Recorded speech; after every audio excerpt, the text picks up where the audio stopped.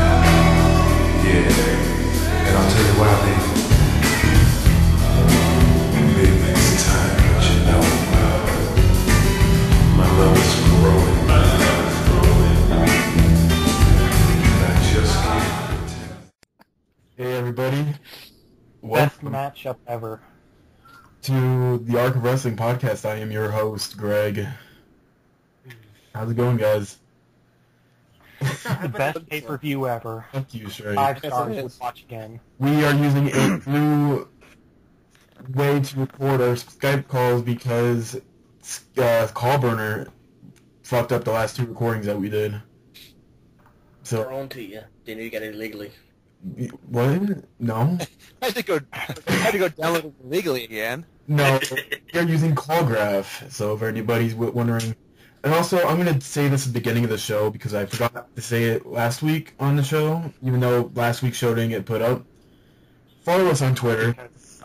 Follow us on Facebook, Tumblr, iTunes. We have all that shit. Follow us. Also, But Have we wait, hold even, on. have we People even still updated go on Tumblr. wait, I was going to say, implying let's people show. still visit Tumblr. If you have any questions for us, leave them in the comments. Email us. Wrestling questions. You have a question about what happened on Over the Limit. You have a question about what happened on Raw, what happened on SmackDown. A specific question that we may or may not answer on the podcast. Ask us in the bottom of the comments. We would love your questions and your feedback, and we'll make this show a lot better. Let's move on. Hold on. I want to give a special shout out to one of our followers on Twitter, Okay. Dan Quello. He has a site he wants to link. It's a porn link. Who's We Dan definitely- Quello? A Wait, porn bot. it's a porn. It's Is a it porn gay bot. porn or is it? You really want to know? What are you talking about? Send it to me and I'll inspect Do you it. have porn up in here? We got like three porn. Send it to me and I'll inspect it. We got like 3 porn bots Oh. following the Don't Twitter. bother with porn bots, you idiot. Oh, on What? Twitter. I'm like, how Where are do you- what are where do you- talking- where do- I thought where you do were you- like, oh, are we broadcasting or something? No, How would I know that? I said shout out to Twitter. I didn't What, so hear you're giving a porn bot a shout out? It was a joke. And of course, I have, you know, Horny whore come hard. That's the greatest fucking URL in my entire life. www. I'm not even gonna plug it. yeah, don't. Have you clicked on it or Huh? No, I haven't clicked I'm on gonna it. click on That's it? an instant Why virus. don't click It's on like a a- link? Fucking A imbecile. spam link. I gonna have. get Jesus Christ. Yeah, wait. I'm gonna click on it. Let's see what happens. Oh my. MB4 virus. Yep. Yeah, he's gonna get Before the explosion. your computer just gets corrupted right now. No, nothing Live happened. chat. It just sent me to another website with a bunch of You boots. really clicked the You've link, you definitely imbecile? got a Trojan now. You've got a Trojan. It's called the Facebook, but for fuck buddies, apparently. Oh yeah, the Facebook. And there are 49,981 people currently online. Yeah, right. Oh my god. Greg, if you get a virus, I'm leaving and I'm never coming back. If you're that I think fucking... we've actually clicked on the first place. Ooh, look, Filthy Fletch, aged 29, wants to talk to me. Alright, let's get back onto the show. Pay a penny. Oh, she's worth a penny. I might not get herpes from that girl. Okay. What about Jesus. that chick that masturbates to you? She's probably dead, or in Mexico. I'm pretty sure she was illegal. Dead. Okay, let's start with the pay-per-view. Remember, just leave questions at the bottom of in the comments on YouTube, and we'll get to them next week at the beginning of the show. And we will mention your YouTube name and everything. And wait to introduce the rest Greg's of the fucking cast. moron. Oh, Hey, no. and to introduce the people who are on the podcast today, we have Matt. Hello. We have Strike. Hi there. Jimmy is currently saying he has no time for this now, like he usually doesn't, so whatever. We have Jonesy. Jonesy, you bastard. Cool. Joker, Hi. get Said hi. Yeah. Like, get closer to your mic, Joker, if you could. Hi. There we go. That's so much better. Mike. Need to hear you. Oh my God. I hosted the greatest show last week. All for nothing. Oh yeah. And Hunter. And my glorious return to the Ark of Wrestling is tonight. After a week. Who are you again? Brodus Clay. What? I thought you were on that. Brodus Clay? What? Did you come in late last week? I don't think I did. I thought you did. He came in like toward like the last 5 minutes. Did I really? Yeah. Damn it. That just ruined my whole opening speech. It Sweet. did. Let's get this started. Let's get this motherfucking thing started. We start off with the pre-show that happened on YouTube. A match that probably should have happened 4 months ago. But it didn't. Because the creative staff in the WWE are stupid. it's retarded. They're fucking stupid. Ryder versus Kane. I did not watch this match, just like I didn't watch the Battle Royal because I missed both of them because I was watching Hotel Impossible on the Travel Channel. I just want to point out the battle royal started before the official opening of the show. Whoa, wait. Okay, first, Zack Ryder versus Kane. Who watched this match? Nobody. Well, didn't I really watched give a it. shit about it. I was listening to it. Kind of. Joker, you watched it? Yeah. How'd you like it? It was okay. It was okay. It was crap. Was it what you would have expected if they probably put this match at, like, what was the pay-per-view before WrestleMania? Elimination Chamber? Yeah, if they would have put this match at Elimination Chamber, would it have been better or worse? Well, didn't Zack Ryder have like a broken back? He was kind of He did. it. They probably would. Even if It sucked. they could have probably even put it in WrestleMania alone, got rid of the Brodus Clay segment. Fuck the Brodus Clay. Well, look, Kane was fighting Orton at Mania. He fought Kane at Mania. No, Or Orton. weren't they in? Yeah, they fought Orton. That was fucking stupid. Waste of time. Then we go to the actual show. The people Power Battle Royal to become the number one contender for either the Intercontinental Championship match or the United States Championship. Now, to say what happened before this match started, Rhodes and Santino were backstage arguing, and then Eve comes in. He's like, you know what, we're gonna have a battle, and to see which, you know, the winner of the battle royal will pick what title he wants to face. You know, what title, you know, whatever. And so the battle royal happens. I missed it. What do you guys think of this? It was your was standard alright. battle royal. And I pretty much predicted who was going to win from the start. Yeah. Okay. When I found out the entrance, I knew that Christian was going to win. I do like how Tyson Kidd got pretty far into it. Oh wow. Okay. God damn it, Greg. That's one of the girls on the Jesus porn site Christ. calling you. Okay. Sorry about that. That's our host. What? That's our host. Yep, it's the host with the. Every time we do a show, you should turn your phone off. The problem is it's the home phone, and I can't rip out the battery because it's attached to the phone. Turn the volume down then. You know what? That's a good idea. You're gonna have a couple. Beep, beep, beep, beep, beep, beep. It's like he's trying to disarm a bomb or something. But yeah. Wait. So did you guys? All of you thought that? Yeah. I can't turn it down. Maybe your phone sucks then. It's a shitty phone. But okay. So you all thought that Christian was gonna win. You didn't think that the Miz could have probably taken it, even though he was the last guy in the Rumble. I sort of wanted Tyson Kidd to win it. I Look got at weird WWE are treating Miz. You know, Miz isn't going anywhere, so. I could agree with you, Strike. I would have liked to see, Tyson Kidd win it. Yeah, I mean, he is somewhat popular with the fans, considering he's on NXT and Superstars. He's man. I mean, no, he's trained by Bret Hart, so I mean, he's technically sound. he's trained by all the Hearts. He's Exactly. He's the Hart Dungeon graduate or whatever you want to call it. He knows how to wrestle, and fans do like him. Yeah. So I thought maybe this would be his chance to get into the mid card. I was scared Tonga was gonna win because he was in the final 3. Oh, Tonga should have won. Yeah. Shut. Ryan, that's the guy who should have won. Should have won. Should have, could have, would I have. would have stopped watching the pay-per-view.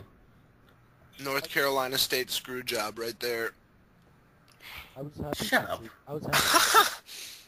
Hostile tonight. Yeah. Are your panties in a bunch? Okay, Yes, they are. Was this a good? Jesus Christ, there's gonna be some Jimmy rustling in this call, I can tell. Was this a good battle royal, or was it like any other battle royal that would have happened on like SmackDown or something? It was like any other battle royal. Well, Regal got his ass kicked. I heard Regal got the He biggest. made it pretty far.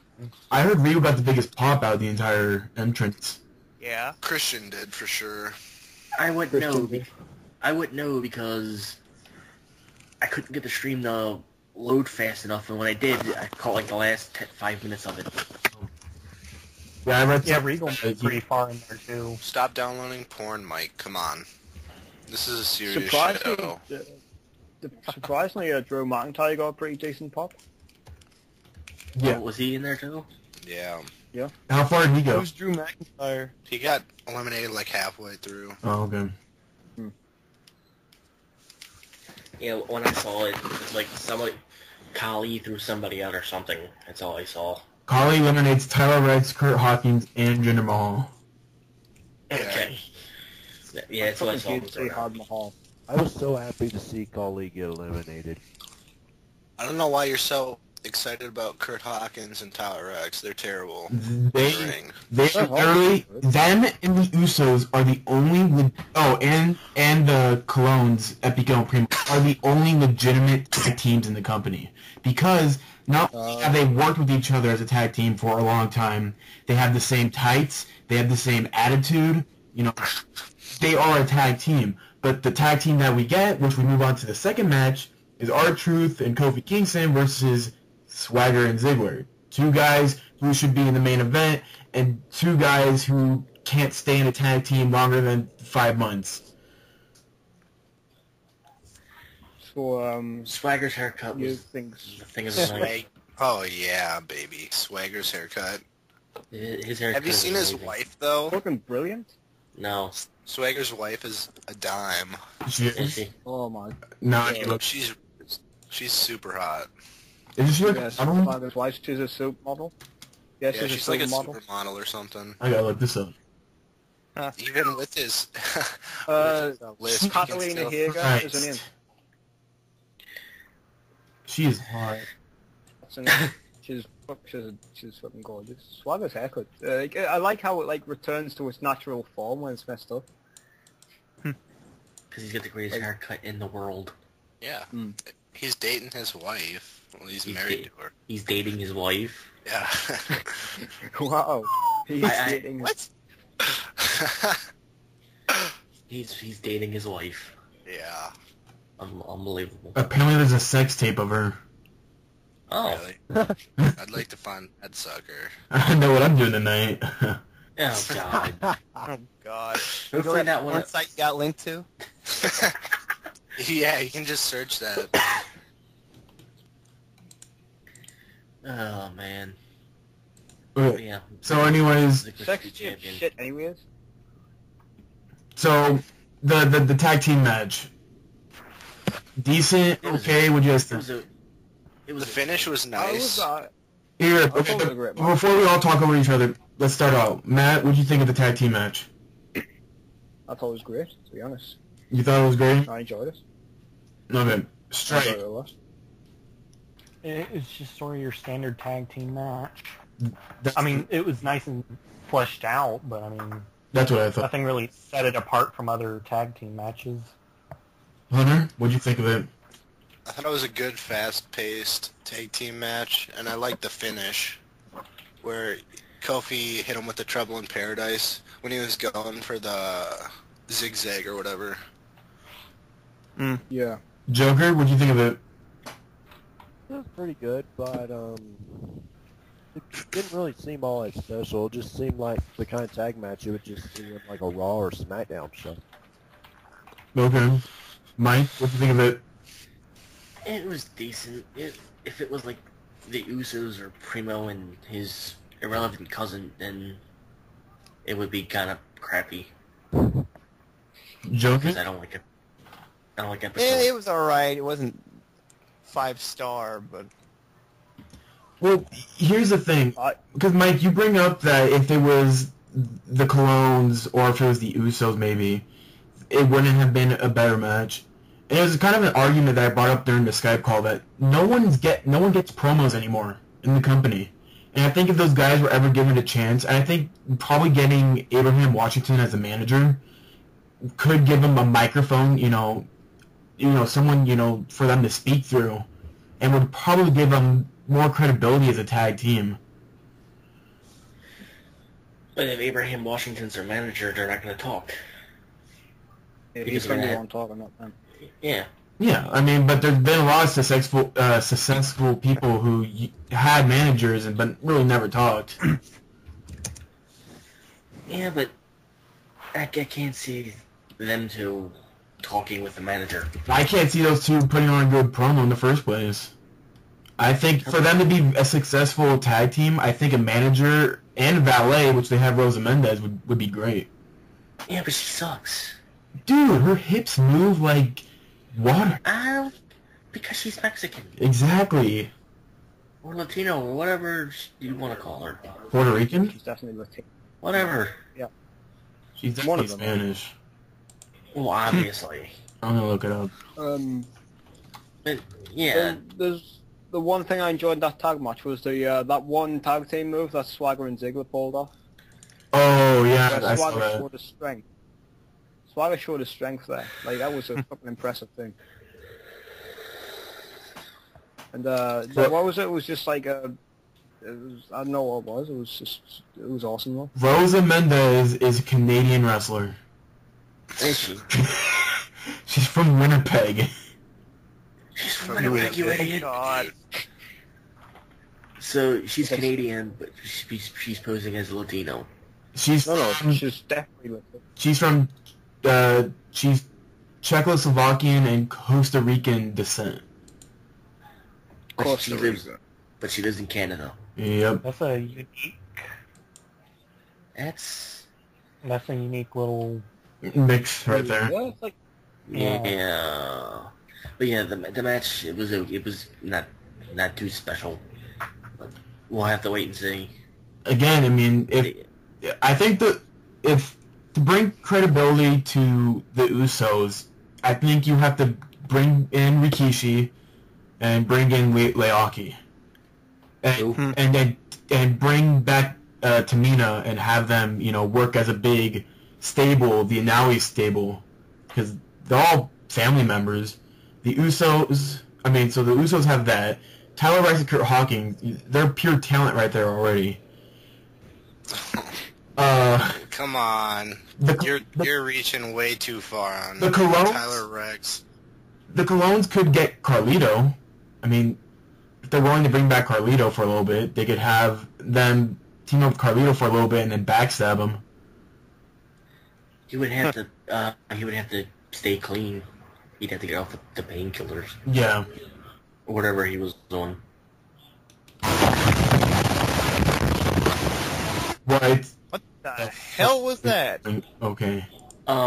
scared the shit out of me. Shit. What was that? Who just got hit by a hurricane? Hunter. That wasn't me though. Oh, a hurricane? Oh, shit. This is Stop. perfect for an audio podcast. It is. Exactly. Okay. It is. Sorry, everybody. Next match was the Divas Championship match. Oh my god, the greatest match in the world. Oh, God. It was great. I loved every minute of it. This was the first Divas match to ever go past 7 minutes. You actually counted? No, I'm. What about Tamina versus Beth Phoenix? It was 7 minutes and 8 seconds. I wasted 7 minutes and 8 seconds of my time watching that crap. I was expecting, something, some decent wrestling maneuvers, but I didn't really. That, For a Divas match, it was alright. I saw Layla botch like 3 times. I mean, if you compare it to the recent Divas matches that have happened in the past 3 years, this is probably one of the best matches they've ever put on. Yeah. Because the past 3 years have been absolute shit. But if you would say, compare it to, I don't know, the past 15 years, this was probably another terrible Divas match to come out. Oh, of course it was. I wasn't expecting. Well, if you do that sort of time Big span, match. you got a Divas match going for the main event of Raw. Of course it's going to look bad in comparison. I like that Gorilla Press reversed into a DDT, but that was about it. It was the only outstanding part of the match. Well, I watched the entrance. Layla's like, "Yay, I'm here," and the crowd's like, "Yay!" The crowd didn't give 2 shits about Layla. The crowd died in No one mid-entrance. cares about Layla. When she was celebrating at the end of the match, she went to the crowd and no one was touching her or congratulating her. They were looking at their phones, waiting for the next match. Like, Well, well, until to be they're fair- fans. Well, to be fair, they're wanting karma.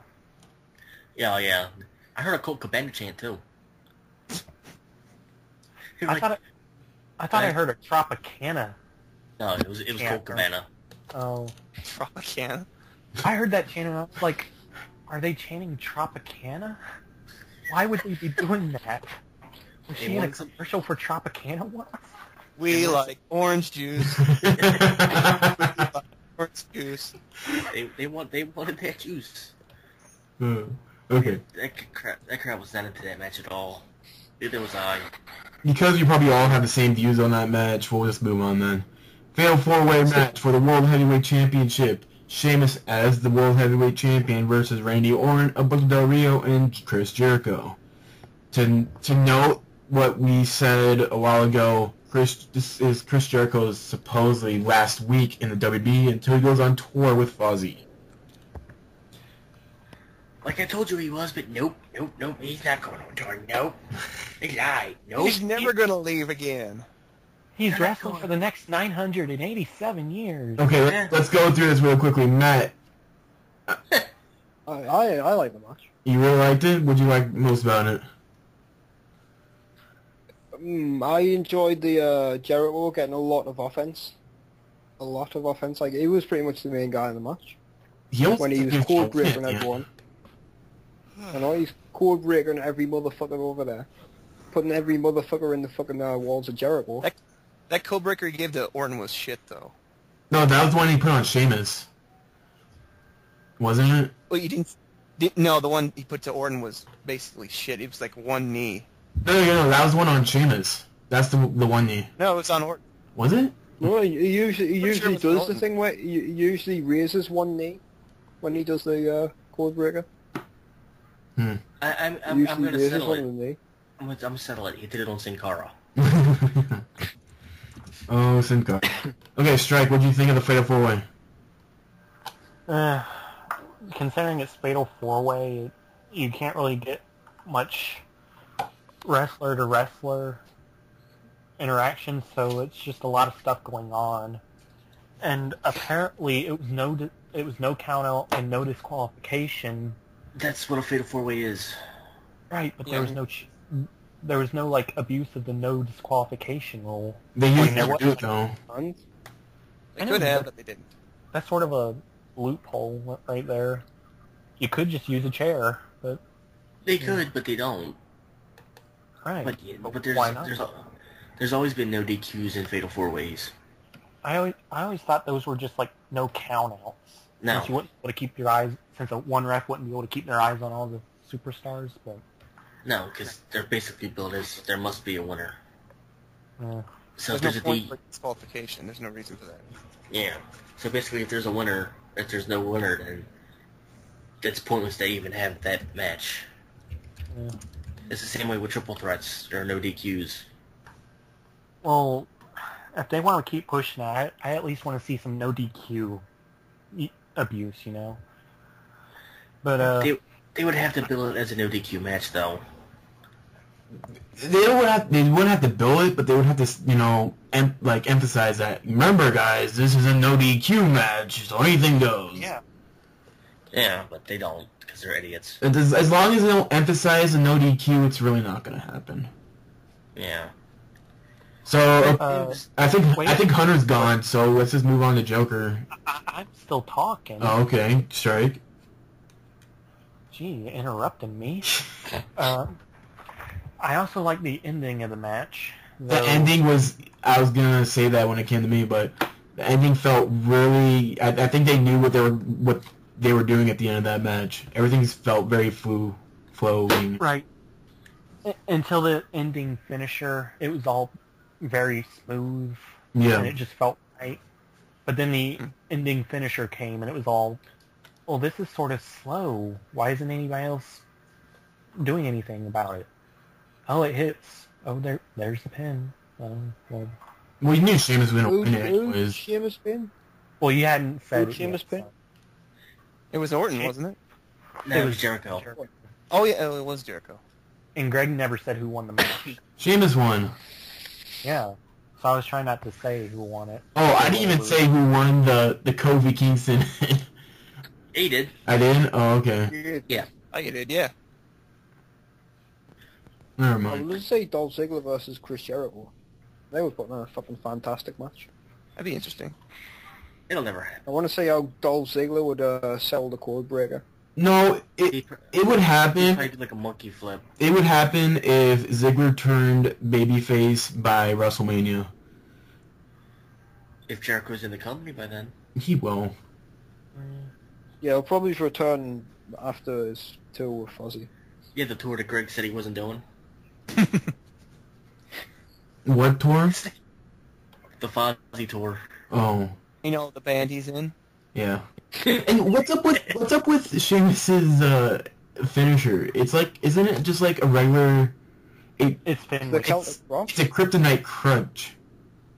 What's it called now? White Noise? It's called white noise. Yeah. Yeah. I'm waiting for like spirits to come out of the Titantron and start talking to him. What? White noise, you know, Never heard ghost of noise. the movie White Noise? Nope. You've never heard of that movie? That's exactly what Never. Wait, White Wait, Noise? you ever heard of white noise? And they talk about it all the time on Ghost Adventures. Yeah. That's not. They don't talk about white noise on Ghost Yeah, Adventures. you know the little tiny round box that they have, and it Those are- like static. That's a ghost box. Yeah. EVPs, you mean? Or whatever it That is? noise that comes out of it is white noise. Oh, What's you it mean the called? fuzzy sound? Yeah, that's white noise. Oh. Yeah, I was waiting for. You the learn ghosts to something start new talking every to him. day. Apparently, You do. Only on this The podcast. more you know. You know what I learned today?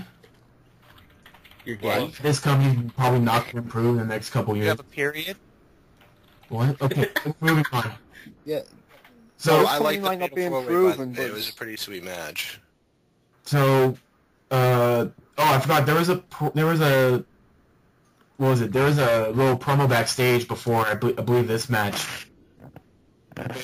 Eve and Tyler Rex and Kurt Hawkins, that gives Tyler Rex and Kurt Hawkins more pay-per-view time, and they were ordered to go take out signs from the audience. Anything that, gave Big Johnny a bad name. And then they were never heard from again. Actually, they were. They were shown in They the went and found planted signs. No, like you see them take down like 2 signs and then that's. I all think you those see. were plant. Pretty sure those were plant. They're probably planted signs, but they didn't take out 2. I think it counted about like 4 or 5 signs being taken out. So yeah, and so Cody Rhodes is backstage with Eve. Rhodes say that Christian dodged a bullet, and he's like, "Oh, Christian's injured. And if he had a match with me, he would never make it. He would never beat me. But if it's against Santino Marella, of course he would beat him." And Christian's right behind him, and the Christian says, I'm gonna change my mind and face you tonight for the Intercontinental Championship. This Basically is turned him face. Christian turned face. Exactly. And then so Miz, poor Miz, Miz heads to the ring, starts cutting a promo. I don't know what the promo's about, but I'm having some sort of idea. I'm thinking he's going to face Ryback. But then he mentioned Brodus Clay. And then he goes on to say that I can't dance Brodus. Greg, you're sort of out. And then Miz starts dancing. And then he gets by Brodus Clay. And then... Man, that was terrible. And then Miz gets squashed by Brodus Clay. I'll be back. Wait, break, everybody. Okay, be right back. You know it's the Mac Militant. Coming to get it on. Yeah, I'm coming to thunder and lightning. Striking out the fight in the water storm. Feel the pain that I'm trying to contain. My heart is flat, the blood in my veins, and I'm coming to get it on. And yo, I break, smash, straight with back. I can see the fear in your eyes every time that I pass. I'm intimidating the most. Okay, we're back, everybody. Sorry about that interruption. I got food. Greg had to get pizza. Delicious. That cost $5 more plus a tip. When you had could to have stick just it been to to the store. He had to get the guy a blowjob. I went to the bank to get some money. Okay? After he had called the pizza place. Yeah. Because I didn't want to... I knew I had to do this podcast, and so I wasn't going to go and wait 20 minutes, have you guys wait an extra 20 minutes just to go wait for my pizza to get finished. So I'd rather start the podcast and then get my pizza. So... Right. You are the greatest ever. I am. Okay. So we're talking about the Brodus Clay Miz match. We're going to go down the list. Matt, you go first. What do you think of that match? What do you think of the Miz's career and everything? I think the Miz's career, he's just a definition of a flash in the pan. Like, you know, he's never going to have any more relevance in WWE, so you might as well call it quits, but he's an idiot, so yeah. Okay. That's my opinion. Stripe, what about you? I thought the Miz promo was pretty good. I mean, it was a little funny to see him dance, but overall, I really wish they'd just let Brodus Clay, you know, be more or be less restricted in the ring, because I think they're wanting him to be this gimmick, and it's sort of having an effect on what he's allowed to do in the ring. Okay. We could probably disagree on you on that, but still. Of course you. Oh, I'm going to disagree greatly. Jimmy. Oh wait, forgot. Jonesy. Yes. What do you think about it? They're just trying to kill him off, basically, I think. If they want him to leave. Okay. I don't see that. Well, hold on, Strike. We'll get to this conversation soon. Just hold on. All right. Joker? Yeah. If you're still with us, get closer to your mic and tell us what you think about the Brodus Clay. Oh, someone invite Jimmy in. I mean, back into the group, but not in the call. I don't know how. Just keep going. We'll invite him back in Joker. later. Yeah. Brodus Clay, Miz. What do you think about that? 2 words. Face palm worthy. What? Face palm worthy. What? Yeah. What? Okay, Mike, your rebuttal. Where to begin? Where to begin? Where to begin? For one, I heard 2 people clap, and I cried. And by the way, I just want to point out the Miz's music was still going while the 2 nobodies the 2 chicks were coming out to talk about him. If anybody caught that. Yeah, I did catch that. Yeah. I was like, why is his music still going as Brodus Clay's? Sin Cara in the production team. But, oh my god. Really? Really? Hold on. I'm going to fix my mic really quickly. You can hear a beep beep and then a beep beep. Okay? A boop boop. Bye, dong. Beep. Beep beep boop boop. But what if I hear a beep beep beep? That's Greg backing up. That's what the beep is. Beep beep. Ambo. Okay. Beep beep boop boop. How did this sound? Do I sound well now? Gay? Yes. Gay, or that's an improvement, I guess. Gay means happy. Gray's very happy. I'm a very happy person right now. You're a very what person? Okay, so Mike, continue. I mean, do you think Miz, that this is just a period where Miz is going through if he's willing to take the losses? Because I was watching Legends of Wrestling, and I can't remember who said it. I think it was Pat Patterson or someone, where a superstar needs to go through a series of losses so the company would know how they handle losing. And then so once they realize, okay, this guy could handle him losing matches, we're going to throw him back into the main event position and, have him be our big star. Mm-hmm. Do you think that's the same case with The Miz? Or do you think he's getting punished from what he did with R-Truth when he missed that catch? I guess you could say that Miz just can't catch a break. If it's still because Get of it? what He happened. can't catch anyone. I liked it. I liked it, Matt. I didn't get your Thank you. joke. Puns. I got it. Puns. Funny. But if they're really blaming the thing for what happened to R-Truth, no. I don't know. You figured he would get better because he was at WrestleMania and he got the pin at WrestleMania. He did get the pin from The Rock's help, but he still did get the. This past year, not last year. Oh, okay. You figured it would get back to normal since he got the pinfall in the WrestleMania match. And then all of a sudden he's on a pre-show for Extreme Rules, and then he gets chopped out to Brodus Clay like twice. I don't know. Miz is one of the most talented guys on the roster, on Raw at least. I don't know about that.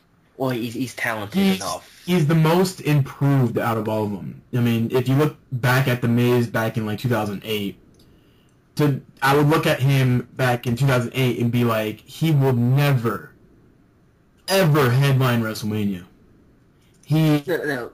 Everybody was saying he would never, ever win a title or be relevant. No. I could see him winning a title. Okay?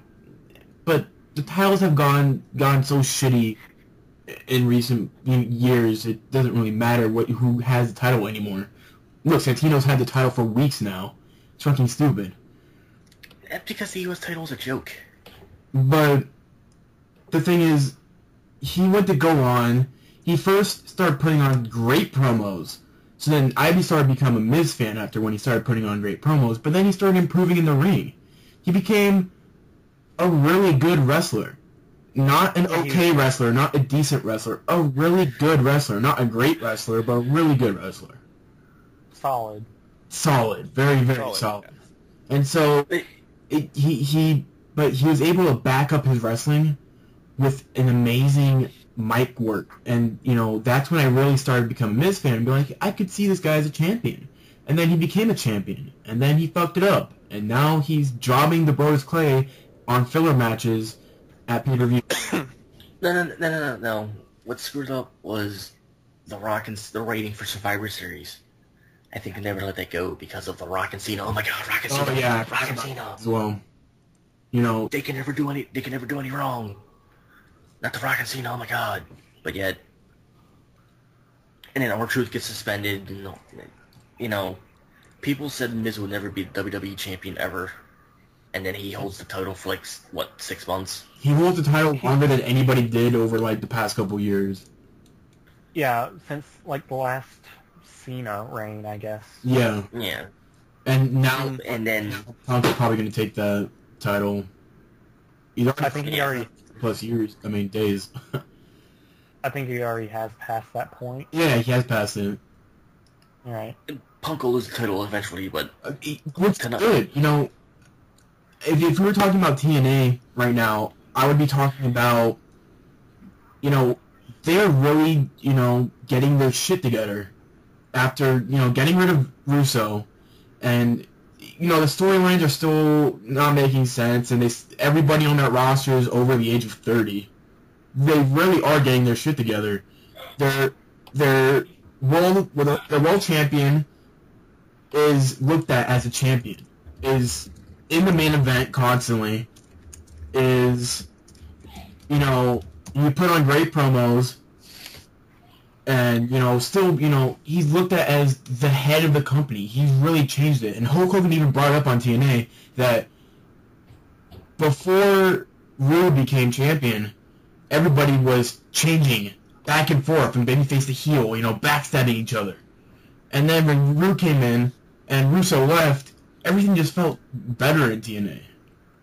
And the shit stain of Russo left. Something like that needs to happen in WWE because everything is becoming TNA. Storylines aren't making sense anymore. Things are changing so quickly. Matches, feuds don't happen. No one's getting promos. In TNA, people get like 10-minute, 20-minute promos. Everybody does. The X Division champion, the Divas get, the Knockouts get promos. The World Champion gets promos. The Television Champion get promo. Even though I don't want to see shit from Robbie E, he still gets promos. And they're able to build up matches and still, you know, make people excited for the pay-per-view. WWE doesn't have that anymore. They spend 20 minutes on Rock and Laurinaitis, and then they forget about everybody else. Let me just cut you off here, and just say that Robbie E is not the TV champion. Oh, I mean, Steve come on, you know. But anyway, back to what I was saying. Yeah, it's just a joke because Brodus Clay is the most untalented guy on the roster. He's horrible. Yeah. He needs to go. He needs to go. I mean, it's just horrible. I dread watching him wrestle. It's like watching Ryback wrestle, and Ryback sucks. Yeah. Ryback is just as bad. What are you talking about? You were pimping up frickin', what was his name before that? Who? Ryback. I was Skip never Sheffield. saying anything about Ryback. Not his cowboy, when he was a cowboy. Skip Sheffield. Skip. Skip You were Sheffield. pumping up Skip Sheffield. I never liked Skip I Sheffield. don't think he ever said he liked him. No, I didn't. Yep. Someone on here was pimping up Sheffield. I never liked Skip Sheffield when he was in the Nexus. I will say that I kind of enjoyed Skip Sheffield. For some reason, I kind of liked the cowboy gimmick. Well, it sucked. It did, but I do enjoy the cowboy gimmick, and I think they could have done something with it if they made him like a poacher who kills animals. And Sure. like, Oh, What? God. What? You What do the the fuck are you opposite talking of about? Crocodile Dundee. yeah, I think that would have been sweet. But then that's me. You're joking, right? Actually, I'm not joking.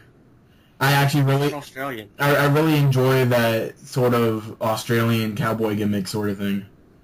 Oh, my God. What, This name him is Bruce, ice. too? What? Name him Bruce and then give one of them Outback hats? I mean, I like Lance Cade and Trevor Murdoch when they were a tag team. Like make him wear like a crocodile teeth necklace or something. Yeah, Exactly. that'd be really sweet. But then, Like Skinner. Where Skinner brought an, what was it, an alligator claw to the ring? yeah, I love Skinner. Oh, my God. He was like the ultimate jobber besides Brooklyn Brawler. What is wrong with you? That's not something you admit, Greg. Although Skinner was in the second to last match of WrestleMania 8, I'll give him that. That's true. Okay, Hunter, I didn't get your opinion. On what? Brodus Clay versus Miz. Oh, Brodus Clay is terrible. He needs to be cut right now. Send him back to FCW and get him a new gimmick. No, please don't have him horrify FCW anymore. If he He goes needs a back to new F- gimmick ASAP. I cannot stand him dancing anymore. if he goes I back to have FCW, he's gonna be on heel. NXT. I have 2 words for you. Spring cleaning. But if he goes back to FCW, he's gonna be on NXT. Oh my god. No. Why, like, it's literally they threw away everything that they did on NXT and just threw it out the window. And just transferred all the FCW stars onto NXT. Bateman's not on TV anymore. Johnny Curtis isn't on TV anymore. Maxine's not on TV anymore. Regal was supposed to be a GM on NXT, but, you know, now apparently, I don't want to spoil it for anybody who's listening to it, but we'll talk about it next week when Just say spoilers. Spoilers. No, it's fine. We can wait for next week. It's fine. Intercontinental Championship match. Cody Rhodes as the champion versus Christian, who just turned babyface. Guys, what do you think? Matt, you go first. I will say That's, Oh, sorry. It's good to see Christian back. I'm a huge Christian fan. You are? And, he's actually got a title as well. Yeah, Christian won. Can't complain. Great job. Strike. Alright, first off, I'd like to say that y'all cannot keep it in your pants whenever Christian came out and won. Because y'all are all just orgasming over there. Just Christian amazing. I don't know. Y'all are all just spraying it all over the walls. We gotta get the maid to clean that up. You say this all the time when Daniel Bryan comes out, or when Punk comes out, when Christian comes out. But whenever Damian Sandow or Brodus Clay comes out, you always have something to say. Right, because I'm exaggerating it. Wait, did you all mark out when Christian won? I was marking the fuck out. Yep. Yeah. I was happy. I bet you were. You. What do you want to see their cum stain on my wall? Here's the No, don't. WWE doesn't have a legitimate baby. Since we all seem to have come, since we're all so damn happy, apparently. Oh my god. Look, WWE doesn't have a legitimate babyface in the mid card. They have Santino as their top guy, as their top babyface in the mid card division. Santino, and who's after that? Zack Ryder. I wouldn't say Zack Ryder. Zack Ryder's sort Who of... else? Who else is the second guy in the mid card? Yeah, they have like no faces on SmackDown either. Kofi Kingston, R-Truth. They're going for the They've tag only got... team. They're not going to be going for an Intercontinental or United States for a while. That's because, This is the mid-card we're talking about. well, to be fair, the U.S. champion is a face. Yeah. I'm just putting that out. Still Santino.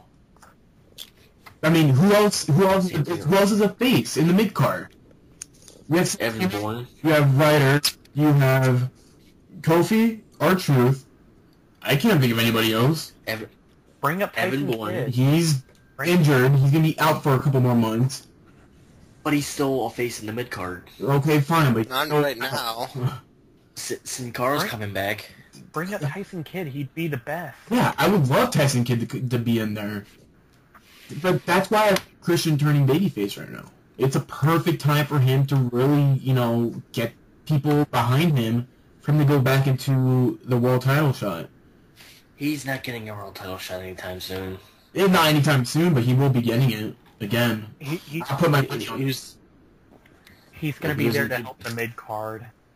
And there to help out SmackDown with its draw power. Christian's the type of guy who doesn't really give a shit about the status in the WWE. He's happy to put people over. Yeah. Yeah, but I'm sure he wants to be the main guy one day, Yeah. like they all do. I mean, that's why he left the WWE the first time. He wanted to be the main guy. Like they told him he was going to be. What, a month? Wasn't he in like a pretty good feud with John Cena at the time before he left? Yeah, they were going to give him the title or something. Oh. And they promised him the title, and then they didn't give it to him, and then you saw what happened to that. The It end. really rustled his jimmies. Huh? It really rustled his jimmies. It did. Wrestlers I hate that. I hate with that. Jimmy's. I hate that meme. I want it dead. It's a fucking hilarious, mate. It's not a meme, it's a way of life. Don't rustle my jimmies. Oh, you guys have been on the internet way too long. The internet has corrupted us. It has. I Must be ashamed. I created a meme with the Miz. What was your meme? With that picture you made? Yeah, I literally made it in like 3 seconds. I went on Paint and I'm like, shit, I gotta take this out before people forget about the match. Let me... Oh, that's hilarious. That's a great meme, man. Wait, I'm trying to find it. There's so much fucking If only text. you had used an updated photo. Is this it? Yeah, it's Anyway. it. Right here. I got it. Okay. Here's a question. Who's gonna feud with Christian for the title now? Rhodes. It's gonna be Rhodes versus Christian for a while. Probably up to I see SummerSlam. Rhodes. I see Rhodes going after Sheamus after Del Rio's done. Actually, I don't even think Del Rio's gonna be going after him anymore. I think it's gonna be Orton. Oh my god, why? Did you not see what happened after the Fatal 4-Way? Orton just stood there with like blood on his nose, and he was staring into the camera like really pissed off. Oh, by the way, Greg, that meme sucks. I made it in like 3 seconds. I used paint. Hey, That's why it sucked. You did a horrible job. But yeah, it's going to be Sheamus versus Orton. This is how I see it. All of these feuds are going to be going into SummerSlam, which gives them time to give them all promos and all build-up. It's going to be Christian versus Rhodes. That sounds great. Orton versus Sheamus? I don't give a shit. It kind of looks like it's going to be Cena versus Big Show, maybe, for a while. Or Tensai. Or why would it be David Big Show? Otunga. No, that could be Yes. It That could could be be Triple Otunga. H versus Lesnar. And now that they don't do it, at No Way Out. They're probably not going to do it. Well, there's a rumor that they're doing it next month because they want to scramble and get it done. Nah, I don't see it happening. Well, he broke his arm. Oh. Just 2 appearances. I think they're going to start really being conservative with Brock Lesnar's appearances from now on. Hey, he How also many broke out- appearances does he have left? He's got like 30. Or like 28 they're or gonna- something. And they're going to have him there till WrestleMania. Yeah. So, Yep. But And he's probably not going to re-sign either. By the way, Brock Lesnar also broke John Cena's arm, and Cena's arm magically healed in 2 weeks. Yep. I'm And, just saying. and Triple H is still feeling the effects of it. Yep. Sure. That's pretty sad. That's pretty sad. Yeah. Okay, WWE Championship match, CM Punk versus Daniel Bryan. Match of the year. Match of the year. No, it wasn't. Yeah, shut your mouth. It was okay. It was no. It was a. I would give it a 4.5.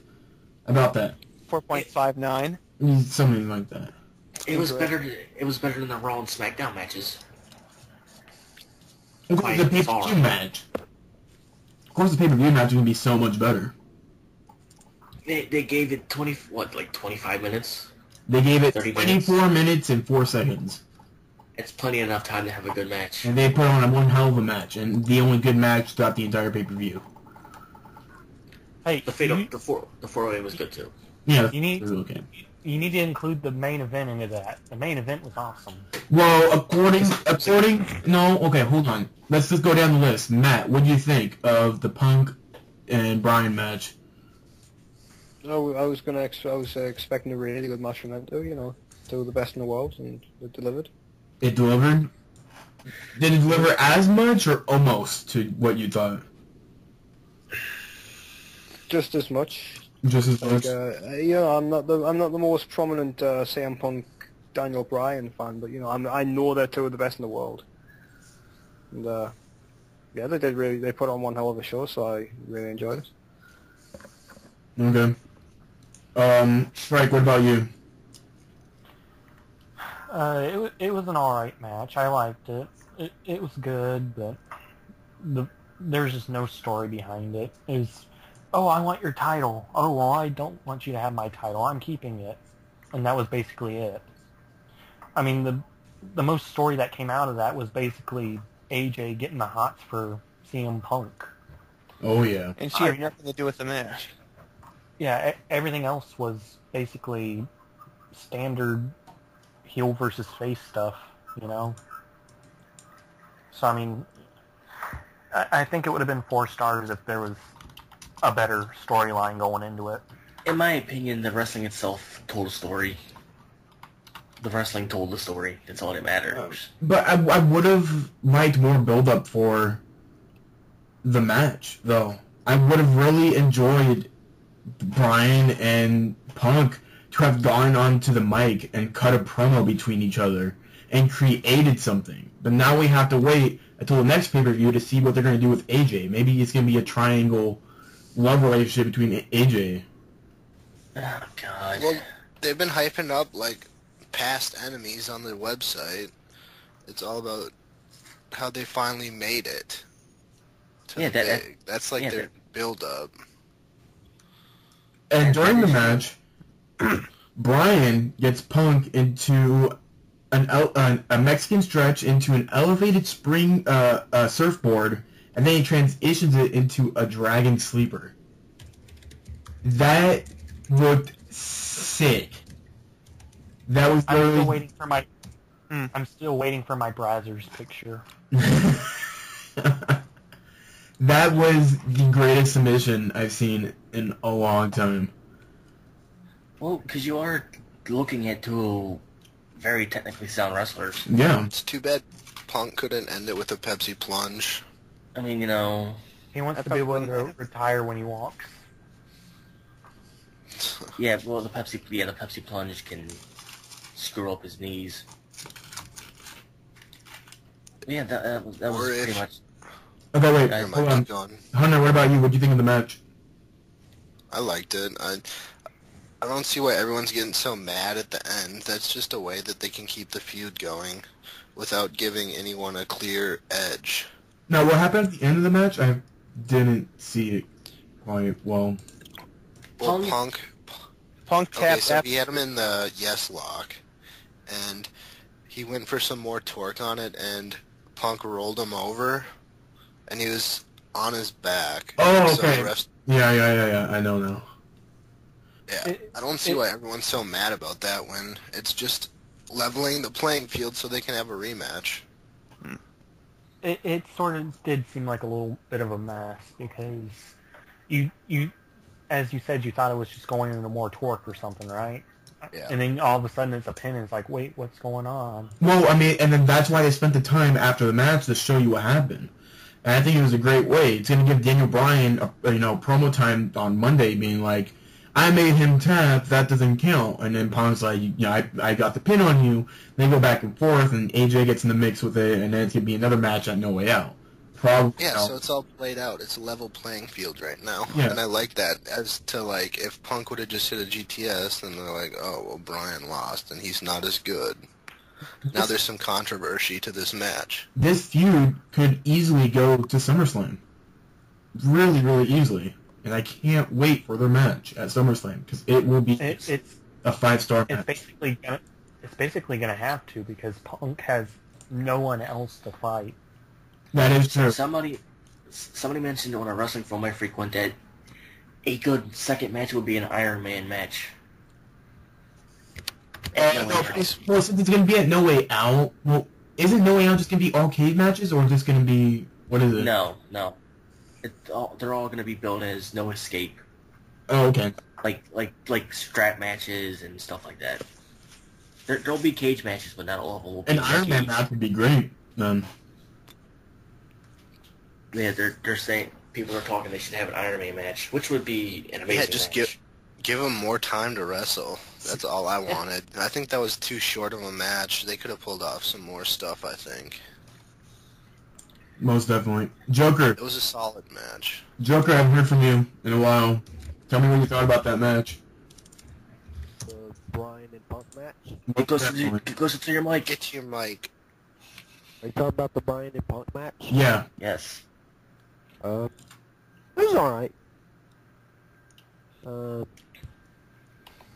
Is that all you can say about it? That's it. That's it. It's I alright. can't think of what to say about it other than that. You're horrible. Get out. How do you not... Like, there's so much... Did you not like the match or something? Like, you know people say a picture is worth 1,000 words? Well, there was probably a couple million frames in that entire match, and each of them were a picture, and so there were probably a billion words to say about that match. Yeah. I just want to point out the crowd was into the entire match. Oh yeah, no match throughout the entire pay-per-view got a bigger pop and a bigger reaction than the Daniel Bryan CM Punk match. Yeah. Nothing. You know, it was kind of weird. Like, it was like the kids and the girls that were screaming for Punk this time, and it was the dudes that were cheering for Bryan. Yeah. Either way, it was still good because, both of them are still over, so it's all that matters. It's not like they were chanting for Cena at a spite to tick off all the anti-Cena people. Yeah. Yeah. These two are extremely popular. So, and you think both of these guys came from, I know, Ring of Honor, the Indies, oh my god. And even CM Punk, kind of joked about it when he's like, if you told Vince McMahon about 10 years ago that two indie guys, CM Punk and Daniel Bryan, would be main eventing in his company, be the top guys, his head would blow up. And so it's awesome to see that these two, that you don't see this transition anymore. Ever since the territories disappeared, you don't see this transition from being a small guy, being a no-name, and working so hard and wrestling your entire life and finally becoming the biggest star in the company. You don't see that. That's because nobody gives them a chance anymore. Even though there's no territories, nobody watches the other stuff because, like I said last week, they're too lazy to go check it out. Okay, we have to take one more break again. Sorry. Be right back, guys. Okay. You're going down, down, down. Just come smooth. Watch me do what I do. Laying down perfect. I'm liquid smooth, Gucci shoes, and the ladies know that I'm the man. But you just don't lose. I wanna be, will never be anything but born to lose. And even worse, there's more bad news. You're going down. And we're back. That's probably going to be maybe our last break. Depends on if someone knocks on my door. So let's move on to the last half or last quarter, last whatever of the pay-per-view. Just two more matches, and they're shitty fucking matches. After the WWE Championship match, we get Ryback versus Camacho. No, it's Rob Van Goldberg. Get it right. Rob Van Goldberg versus Camacho. Now, let me first ask you guys, why Camacho? Because he hadn't wrestled yet. Because someone has to job to Ryback. Isn't Hunico the top guy in between those two, and they pick Camacho? They're cabrones. But it would be an even bigger squash if it was Hunico. They should have gone into unknown in there. The jobbers again. Yeah. 2 is better than 1. They should have done 3 is better than 2. That's what they should have done. To be like, remember last pay-per-view with those 2 no-names, how they said 2 is better than 1? Well, you know what? 3 is better than 2. And then they just get killed. Oh, God. I would have been fine. I would have been totally fine. Dos is better than Uno. Get a bunch of Mexican no names. Dos is better than 0. I just want to point out that Lillian Garcia has not improved since she's been gone. She's shit. How can you... What happened? She introduced Ryback's opponent as Hunico when it wasn't. It don't Maybe matter. she didn't She's know. fucking hot. It doesn't matter. She's still hot. Yeah, it really doesn't fucking matter. I would still bang the fuck out of her. She should know though. She's doing an announcing job on live pay-per-view. Maybe no one told her. Maybe they look the same because they're Mexican and she didn't know which one was which. They look nothing alike. They're not black.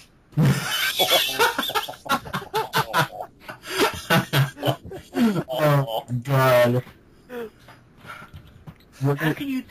Oh, there's our racism for the show. How can you get them confused when Camacho's not Mexican? He's Samoan. He's Samoan or something, yeah. He's Samoan. Really? Isn't he related to someone? He's Ming's son. And Ming is Samoan. Aren't every single Samoan related to each other or something, bro? Something like that. They all have a huge family history. It's a family of 52 people or something. But people need to realize Samoans look nothing like Mexicans. Not in the slightest. What are you talking about? His father is Haku. Yeah, Meng. Yeah, and maybe you could find something on him. We're discussing what race Camacho is. Czechoslovakian and Puerto Rican mix. Oh my god. Yes. What's the role of Czechoslovakians? I don't know. Ask Rosa Mendez. I thought it was called the Czech Republic now. I was hoping that he was somehow related to the Inoue family, but apparently not. But he is Samoan. Every single Samoan is related to the Inoue family. Yeah, most. I mean, the Inoue family is fucking huge. Probably incest or something. I don't know. Oh, God. Here, look. The currently right now who are WWE superstars and who are part of that family, it's Leaki. He's in FCW right now, and both of the Usos.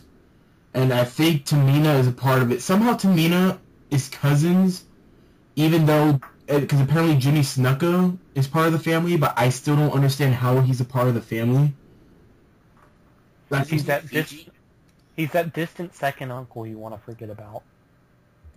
Isn't he like Fijian or something? How do you pronounce that? I don't know, but Fijian? Here, on the wiki page of their thing, they have they have the family tree, and I don't see where Jimmy Snuka fits into this. Like they show Naga, they show Rikishi, they show the kid. Jimmy Snuka was born in Fiji. Fiji. Yeah, but he lives in New Jersey. Yeah. Okay, let's move on, because we're spending too much time on this. They're just somehow magically related. John Cena versus Johnny Laurinaitis. This match was good.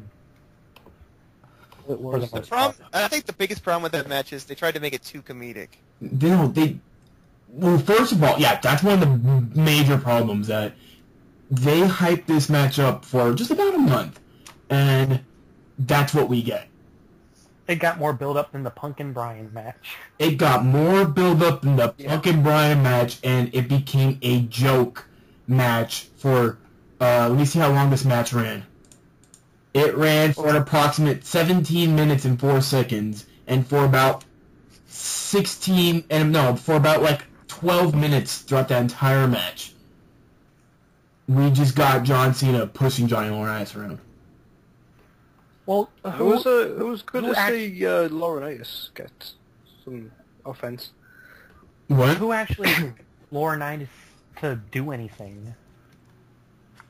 That's the reason. It shouldn't have been a fucking match in the first place. This would have worked so much better as a Raw main event. And then they would have Big Show come back, be like, punch Cena, and then we would have John Cena versus Big Show, which would actually be a match, but it would still be total shit. I don't know if I want to see Cena and Big Show anymore. You're gonna see it. Probably gonna see it.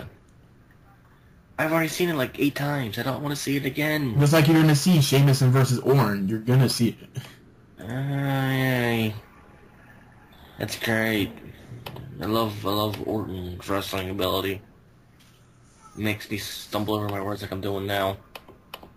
Oh, and now apparently WWE.com has got word that Laurinaitis was rushed to the emergency room in North Carolina, showing signs of possible concussion, possible ACL damage to his knee, and a possible spinal injury. To add the serious injuries, the executive was also suffered contusions over his entire body and was said to have difficulty raising his left arm and his left leg, which can indicate possible nerve damage. The general manager may have also suffered a broken... What the fuck is this shit? Why was this match made again? He didn't even get pushed around that hard. He took a couple They're overselling it. They're overselling it. You need to calm down. He It's wasn't being hurt that oversold. badly. John Cena like threw him like outside the ring for a little bit and hit him He with was the announce table. Vince McMahon took more bumps than Johnny Lawrence and still was able to appear the night after. But you're Shane, taking... Shane McMahon. And he was a spot monkey.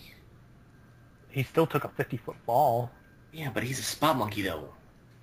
He probably trained to do that. But you need to calm down. They're overselling that badly. They're way overselling them. Yeah. You're flipping out. And He's freaking out, man. His hands are shaking. The worst injury he probably has is he's sore.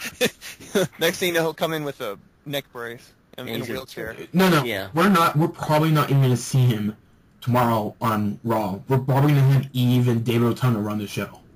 Oh, good. Yeah. And and he won't Oh, do it like 3 weeks later, and then he's gonna make the Big Show match. It's just gonna be so fucking stupid. It's gonna be Laurinaitis and Big Show against Cena in a cage. They're gonna drag this on.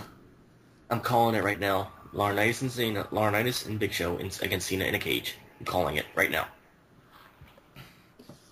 It's gonna happen. As of now, none of these injuries have been fully confirmed, and it's unclear whether or not Mr. Laurinaitis will be able to attend Raw tomorrow night. So they're not even sure if they want to go with this angle or not. We're not gonna confirm that he's injured. We're just gonna He's not injured. He might not be injured, but he could be. He could, unless we We don't know. it. There's a 65% chance he's injured. Vince McMahon may wake up tomorrow morning and be like, you know what, we're just gonna throw Laurinaitis into like a spandex suit and do something else again. Because they don't know how to stick with feuds anymore. You know what they should do?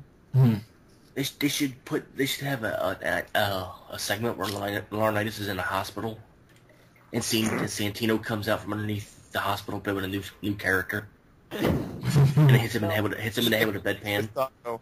Yeah. I think I've heard of that one before, maybe. Yeah. Foley and Sacco. Yeah, they should totally do it again. Ugh. Then have John Cena run in with the bedpan. Oh, when we didn't mention what happened at the end of the match. Big Show comes out and pulls Laurinaitis into the ring. He pushes Laurinaitis into John Cena. John Cena picks him up for the attitude adjustment, and Big Show knocks him out. Laurinaitis jumps onto Cena. Goes for the 1, 2, 3. Big Show raises Laurinaitis' arm.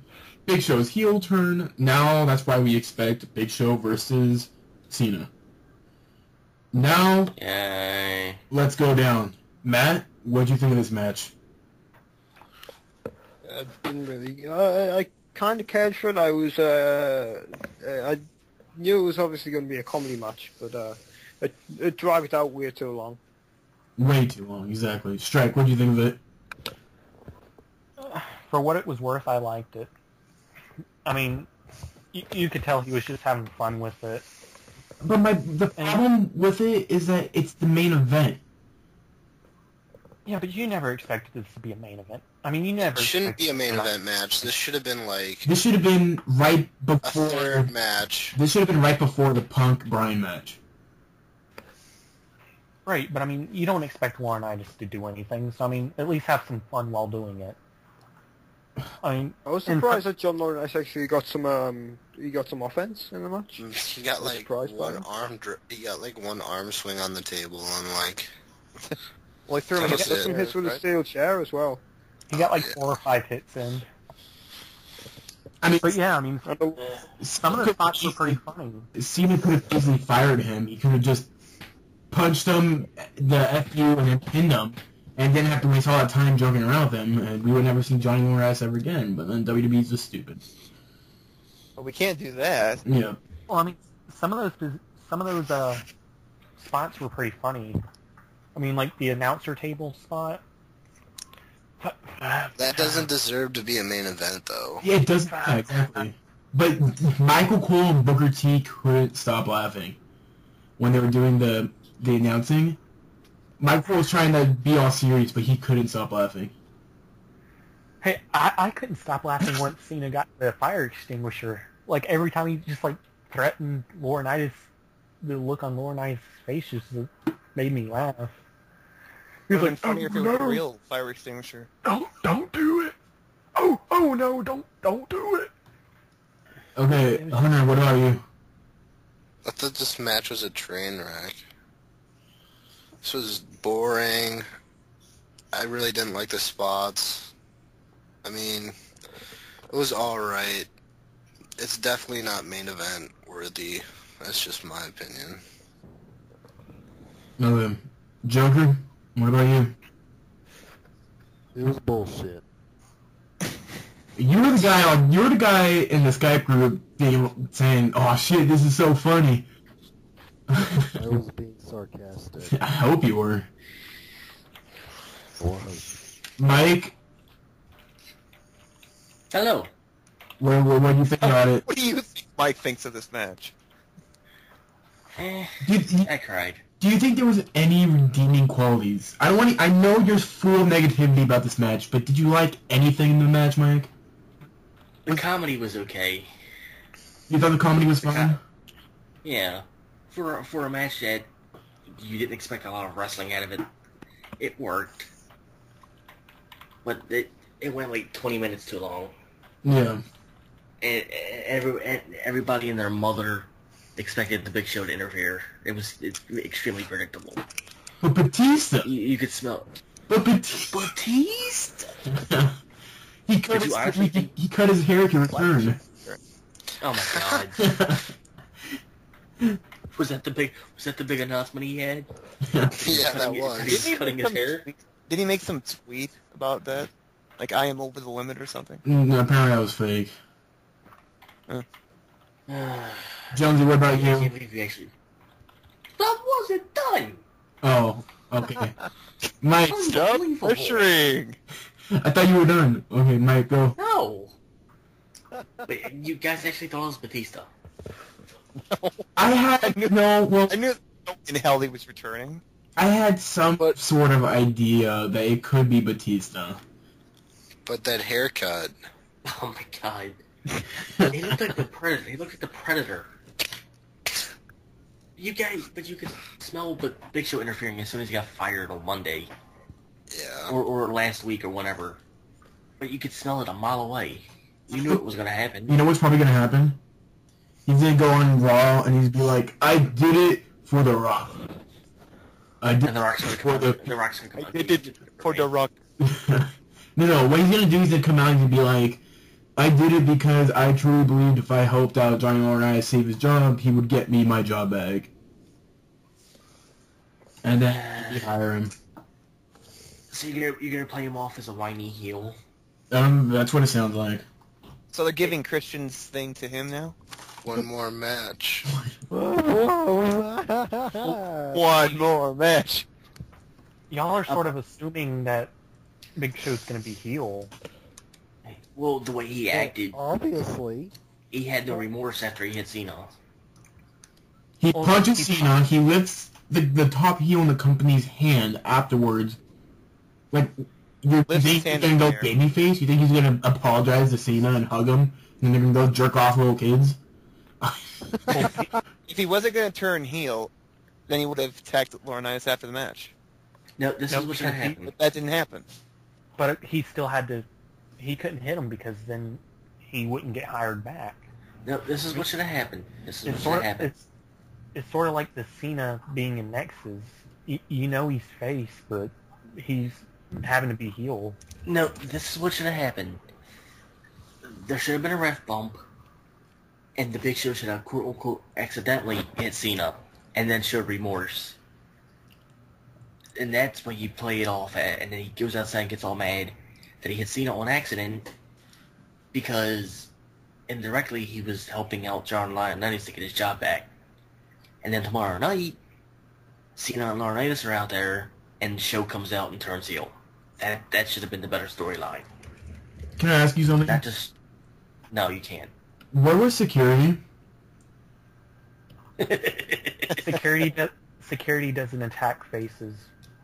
Like, is it are non-wrestlers allowed, like, if you were a wrestler in the WWE in the past, are you now allowed to jump over the barricade whenever you want and just attack anybody?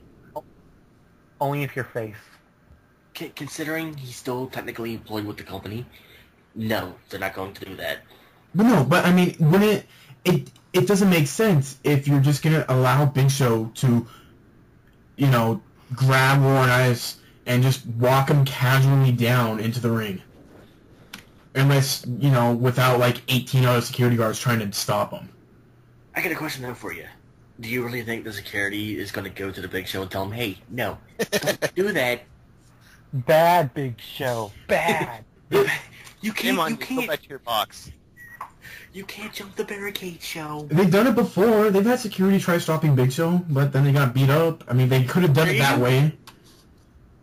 They could have at least thrown some security guards at him and Maybe have... they were put off by the shirt he was wearing. Security just Security tends. What? Security just tends to turn a blind eye to faces. They looked at his yellow shirt and they got blinded. The size of the shirt is blinding. He must be the sun. There was a solar eclipse tonight. Security guards tonight were kind of like Walmart greeters today. They're not going to be fucking there. Thank Okay, you for killing the set, Paul. that was Thank you, Joker. Welcome to Walmart. the Whoa, Over the Limit pay-per-view. We're gonna give him... Wait. What? Welcome to Walmart. Okay, that was pointless. Okay, we're going... I love you. We're gonna give our score for out of 1 out of 10 for a pay-per-view. Matt, you go first. What do you give this? 8 out of 10. Whoa! What? 8. Are you drunk? I almost spit out my food. 8 out of 10? Yeah, Greg expects very weird numbers. Can you explain why? because I enjoyed a lot of the matches on it. I enjoyed the tag team match. I enjoyed the World Heavyweight title match. I enjoyed the WWE title match. A lot. Here's the thing. Out of all the matches, all 9 of them, even including the pre-show one that happened, There were 9 matches. even out of all of those matches, only one of those matches was part of a feud that has lasted longer than 2 months. That was... No, that lasted longer than a month. And that's John Cena versus John Laurinaitis. Everything And that else was why it was has hanging just out. started. I know, that doesn't mean it's a bad pay-per-view. It kind of does. If there's no build-up for any of the matches, the matches are just thrown together like any other Raw show. Well, this whole pay-per-view was essentially just filler anyways, but they pulled it off well, in my opinion. 4 of the matches that aired tonight were unannounced. Oh yeah, The Battle Royal, the mid-card title match, and then the 2 squash matches. unannounced. It's pretty. Yeah, that's pretty sad. It's pretty sad when you have to fill the card with 4 unannounced matches. You should be building up for other stuff. They could be building up for actual matches on Raw, but they'd rather spend more time on John Cena and John Laurinaitis than anything else. Like the world title match could have been just Sheamus and Del Rio, and Orton and Jericho, as singles matches. That would have been a lot better than the 4-way. Because then you don't have to have 9 other matches as filler. Okay, let's just go on. Strike, what'd you give the score? 5 stars, would watch again. Get out. Now I know you're trolling. In a non-troll way, Strike, what would you give this pay-per-view? 10 out of 10. Oh my god. Okay, Hunter. I give up on life. Hunter, baby, where are you? You did say Connor, baby. Maybe. Okay, he's not there. Joker. Yeah. 7.9. What? Yes, I agree Oh. completely. What? Hello. Hunter. Hi. Go ahead. 7.9 out of 10. 7.9 out of 10. Yep. Okay. I love the What are you wrestling grading from tonight. No, I actually did. I enjoyed almost every match except for Brodus Clay. And frickin' what's his face? Rob Van Goldberg. Joker, what about you? Oh, Berg. 4 out of 10. What? That's being generous. You're a horrible person. Get out of here. I will not. RVG. RVG. Okay, Mike, what's your score? I give this 3.5 eaten jobbers from Brodus Clay out of 10. Oh my god.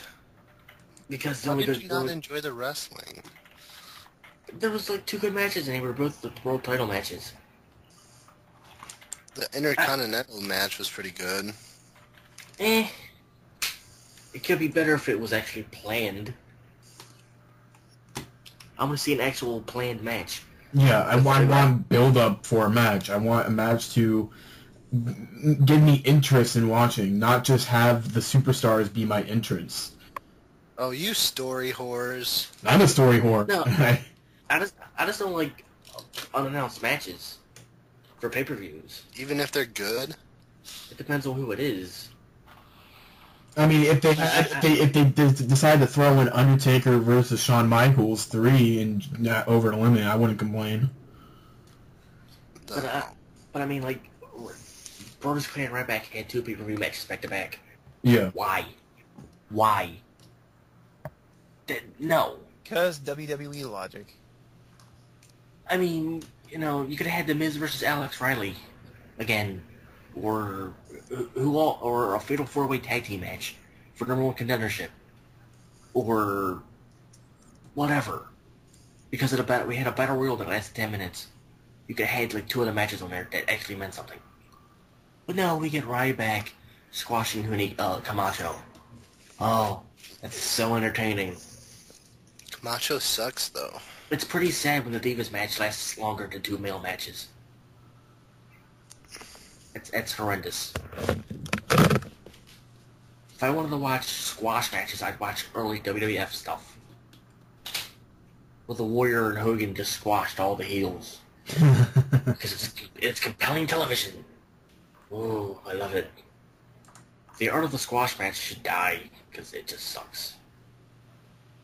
Okay, that's my rating. Okay, Jonesy, what about you?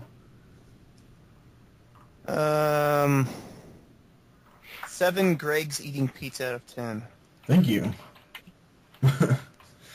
Thank you for including me in your rating. I appreciate it. Not early, but still. Don't get used to it. Oh, damn. I'll give it a 6. And that's really pushing it. I raged. Real good. Mike, if you were on Twitter, you would see me just raging the entire fucking pay-per-view. Greg, did you see my tweet?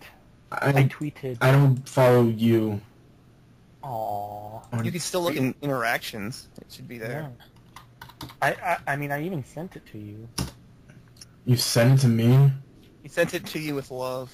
Oh. Yes. Every word. How do I look at interactions? I don't know how to do that. Connect. Mentions. Ooh. 5. Oh my god. Okay. Whatever. So. Learn to Twitter, Greg. 5-star pay-per-view. Would watch again at GurgryX. Yes, follow us on Twitter. I'm gonna say this again. If you have listened this far into the pay-per-view, podcast. The pay-per-view? Shut up. Follow us on Twitter over at twitter.com/#!/Arc of Wrestling. Follow us on Which Facebook. no one uses. Follow us on Facebook. Just type in Arc of Wrestling. Like our page, or I don't know what it is. Buy our garden gnome. Buy the T-shirt. buy the t-shirt, buy the dildo, buy the lube, buy the dildo. Did you just say a dildo? Buy the dragon dildo.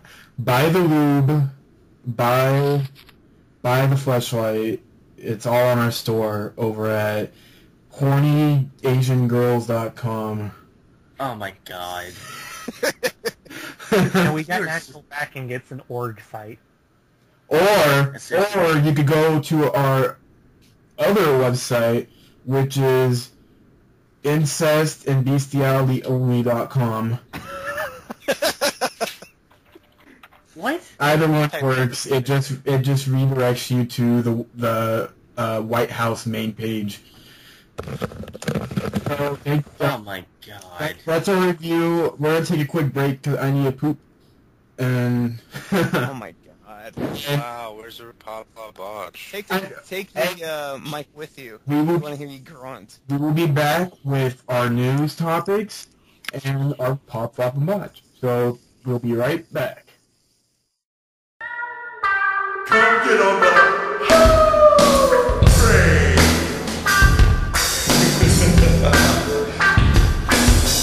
Good and easy.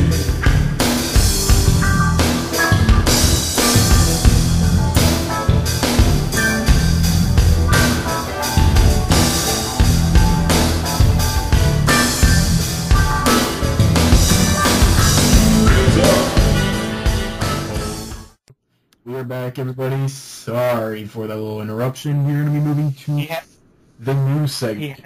But before we go to news, what?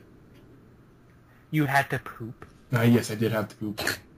Before we go to the news segment, we'll go to our weekly new segment where I go on Bleacher Report, I pick out an article, and I yell at the person who wrote the article and how stupid they are. Shit's on it. Now, this article comes from a contributor to the Bleacher Report named Sarah Stapleton. And her article is titled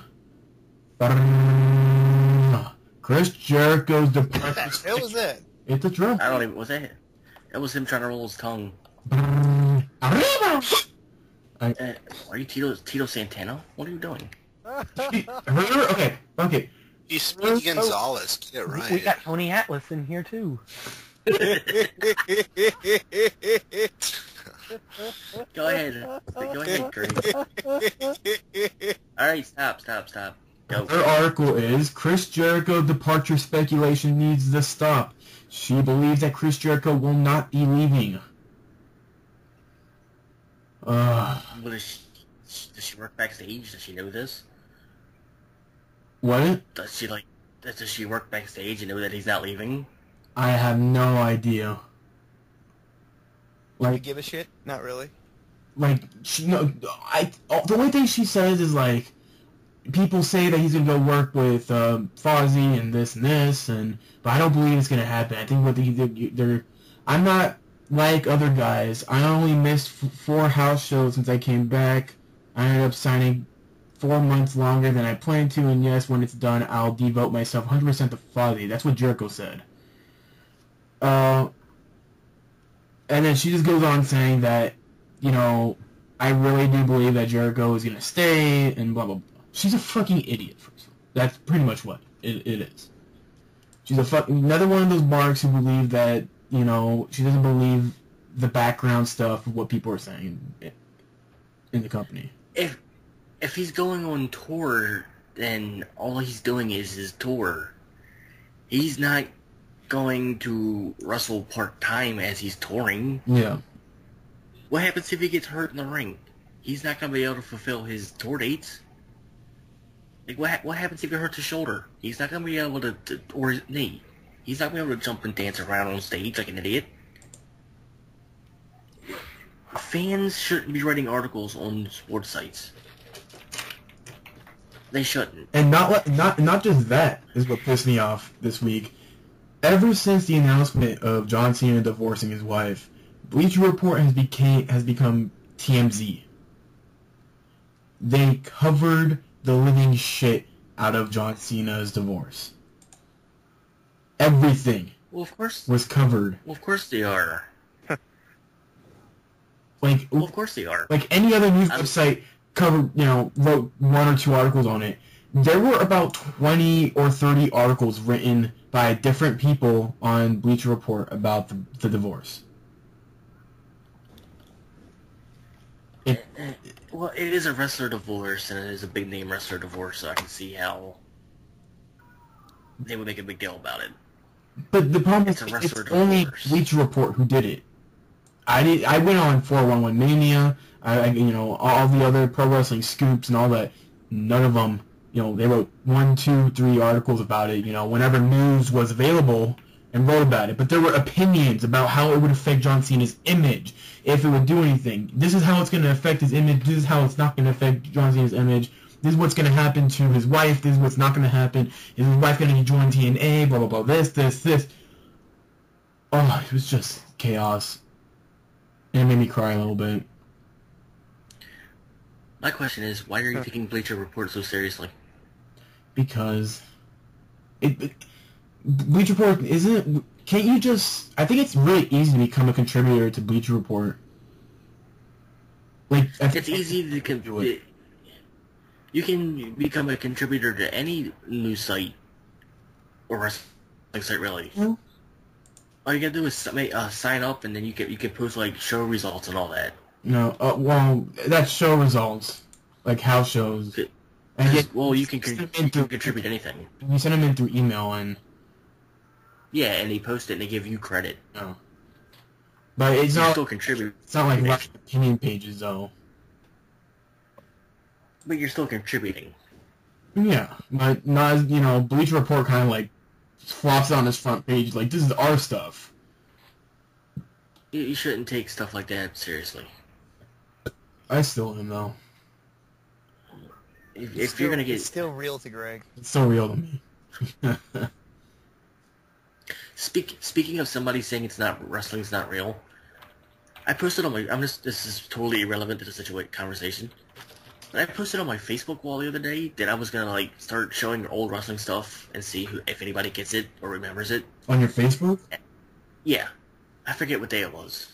I was gonna start posting random videos and see if anybody remembered what it was. And some chick is like, "Oh, I'm not gonna be one of them because I didn't never watch that fake WWF stuff."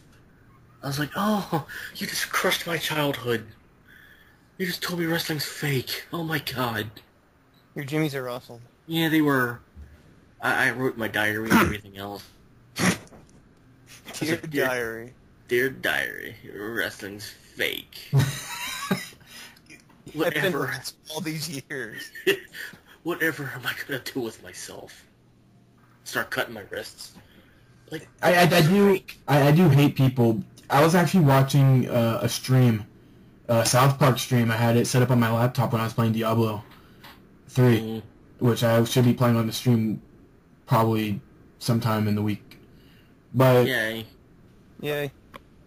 What happened was, the wrestling episode of South Park came on. I'm not sure you guys saw this, but when it came on, everybody in the chat room started like, "Look at this gay wrestling crap. It's fake and shit and blah blah blah blah." And I'm sitting there, and all I was thinking about when playing Diablo was, what do you achieve from saying wrestling is fake? They're just retarded. They don't give a shit when they. It's real to me, damn it. Like, thank you so much for that. Okay, it's scripted and fake. I can understand that, but do you get anything from saying it's fake? You get the satisfaction of ticking people off. I mean, if it's people who believe it's real, probably. But those people are fucking idiots, too. Yeah, but it's like when you tell the older crowd that it's fake, like the people that have been watching it for like the past 2 decades, it's like, no, really? You think? Thank you for letting me know 20 years ago, or I've been watching this for 20 years, thanks for telling me it's fake now. Yeah. I always thought it was real. It's like... I'm gonna go cut my wrists. Yeah, it's like I'm gonna go jump through my window now because wrestling's not real. I mean, every wrestler has his own gimmick, his own persona, and it's national. It's a worldwide, thing. No other sport. Football can get better ratings than WWE, or baseball can get better ratings than WWE, but no other sport is so widely considered worldwide as much as WWE is. Soccer. What?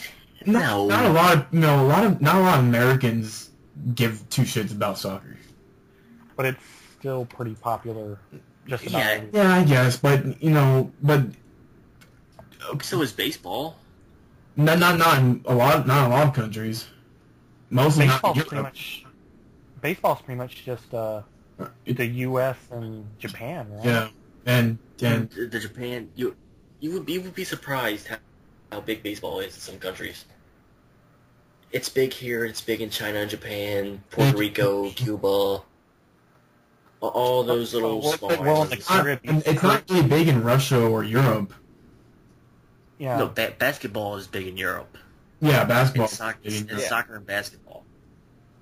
Hockey's big in Russia. But that's about it. Just how they don't have any other wrestling. Really, anywhere you go, you would find a wrestling fan. WWE could go anywhere. Italy, Russia, Japan, China, India, South, Brazil, and the America, Canada, anywhere, and they could easily sell out an arena. Easily. Well, you know where it's not big? The Yukon. The 3 people that live in northwestern Canada do not like wrestling. Okay. But, and I think another thing is, it also makes, I can't remember who said it, but, regular sports, the players are just numbers. But in wrestling, they have their own, backstory and their own, persona. But, a football player is really considered by his number unless you're as big as, Tim Tebow or Peyton Manning. Whoa.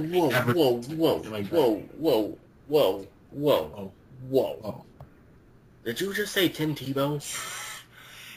No one cares about Tim Tebow. He had gone viral, to say the least. Smack yourself in the face with a brick. Tebow. Right now. Tebow. I didn't say that he was great or a good football player. I said he's very well known throughout the football community. If you listen this far into the podcast, type in Tebow time in the comments. Please do. We're kicking Jonesy out of the group right now.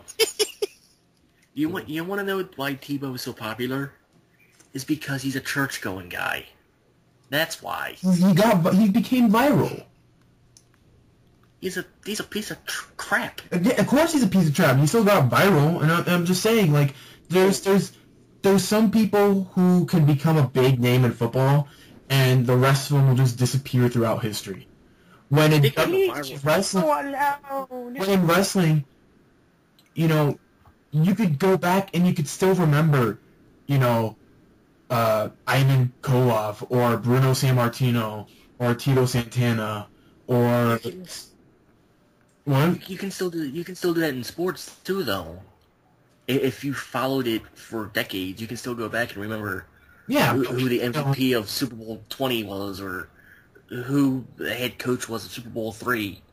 But then you really have to die hard about that. It seems a lot easier to remember guys in wrestling than just if you're just like a casual, wrestling fan, and you watch it probably 2-3 times a month for the past 10, 20 years, you could still remember people.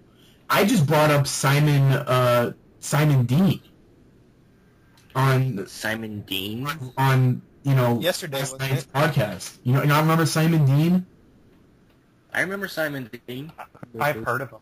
He just popped in my mind. I'm like, you know what? What fucking happened to him? And really nothing's happened to him. he does indie shows. And yeah, I mean, he does commercials, I think, too, from what Jonesy said, or what Matt said. I don't know. He's still doing indie BWO shows. And it's like he did leave some sort of mark on the company in some sort of way, to the point where I could, I just thought about him randomly. Well, I remember Kazarni, and he's done nothing for the WWE. Yeah, absolutely nothing for the Kazarni. Yeah, it's like Kazarni. You can even look back at like the greatest jobber in history, the Brooklyn Brawler, and just. But everybody knew. I thought it was Snitsky because he never lost. No. Or something. He was the jobber that never lost, or something like that. What? I think so. And yes, Snitsky is always tied to "It wasn't my fault." Yeah, that became like a meme. Yeah, like if anybody who watched wrestling and if you heard someone say "it wasn't my fault," I think you would just automatically think of Snitsky. He didn't do anything except turn that into a meme. Yeah. Snitsky's condoms. If she gets pregnant, it wasn't your fault. Oh my god. It's horrible. It's horrible. Love that one. Yeah, but I guess that random rant topic, I guess. News time, guys. You guys ready for news? Let me get my irrelevant news segment of the week out of the way first. Okay. There was Conan apparently did an interview where he was talking about stuff in Mexico. And apparently, I forget what company it was in, but Sin Cara and his posse pulled a gun on Alberto Del Rio down in Mexico. Wow. Okay. Interesting. Tell me more. I can't, because that's all it was about. Apparently Del Rio and Sin Cara were in the same place, and he approached Sin Cara, and Sin Cara's crew pulled a gun on him. That's retardedly stupid. And you felt like you needed to tell us this why? That's why it's called the irrelevant news segment of the week. Yeah. Well, you can keep the irrelevant news to yourself. That's what... Oh my god, you guys are retarded. Irrelevant, which means it doesn't matter. And yet you're still talking about it. It doesn't matter if you do. It's just... Shut up, Strike. Just shut up, Strike. Strike. I'm talking to Strike. I ignore you, Josie, every time you troll me. Mike. What? That's pretty messed up. I know. I don't care. Wow. I was talking about your article. Oh, I'm sorry. I know. He doesn't like us. Yeah, seriously, I'm trying to contribute, but I guess I can't. Okay, I'm not even gonna say anything now. Are you gonna cry? Yeah. Are you gonna cry like Greg? Maybe. That's a possibility. It's not as bad as Jack Evans crapping in Juventud Guerrera's bag. Oh god, what? Or Chris Jericho kicking Goldberg's ass. Yeah. Or Booker T punching Batista in the face. That actually happened. Or Jericho putting Goldberg in a headlock. I just said that. Too bad nobody cares about you. Or Goldberg being put in a headlock. Or Mae Young giving birth to a hand. It's reminding me of that. Or Alicia Fox getting into a car accident because apparently women can't drive. Or Rosa Mendez getting into a car accident. She's in a Hummer. Why you gotta repeat the same thing I'm repeating? It's not. You said Alicia Fox. I said Rosa Mendez. Oh yeah, I'm sorry. Yeah. Y'all got me depressed, and now I'm making the wrong people. Well, we have a bunch of news to go through. So you guys ready to do this? No, not really. Nope. I sort of want this to be over with. Shut your mouth. That's what she said. Like, It has been like 2 hours and 30 minutes. It's longer than last week, so shut up. there I thought last is- week's was the best show ever. I know it was the best show ever. Because I was hosting it. there was an amazing amount of news that came out. First, So let's get go Go ahead. let's go through it really quickly. Let me find the first topic we should talk about then. Let's talk about how The Rock says that he was told not to talk about wrestling after moving to acting. He says he decided to make his Hollywood conform to him. The Rock and his manager ex-wife Danny Garcia recently spoke to Forbes in their piece about the most powerful men in Hollywood, about him moving to acting, making Hollywood conform to him, and more. The Rock on the secret of his box office success. I can kick ass better than anyone on the planet, and I have a decent smile. Garcia on his earlier move into acting. When he was wrestling, he was 270 pounds and the ruler of the world. When he went into movies, he dropped to 230, and they told him that he had to stop talking about wrestling. On his reaction of Hollywood's attitude about his wrestling past. It reached a point where I felt that instead of me trying to conform to Hollywood, I need to have Hollywood conform to me and embrace my past. Rock on enjoying doing promotions for his films. That was a wonderful part of being in the business, says Johnson. I love knowing the audience and listening to the audience. So pretty much Hollywood didn't like that he was part of wrestling. Who cares what Hollywood thinks? No, nobody cares what Hollywood thinks. They're all glorified stuntmen anyway. Okay. I mean, if Jackie Chan goes to do martial arts, everybody go, oh no, you're doing martial arts. We frown upon that. No. Who cares? Yeah. TNA releases Anthony Messi. Who? Exactly. He was so relevant. Messi had contacted TNA for permission to work with Pro Wrestling Syndicate in New Jersey on June 1st, teaming with Sami Callihan against the Great Muta and Kai.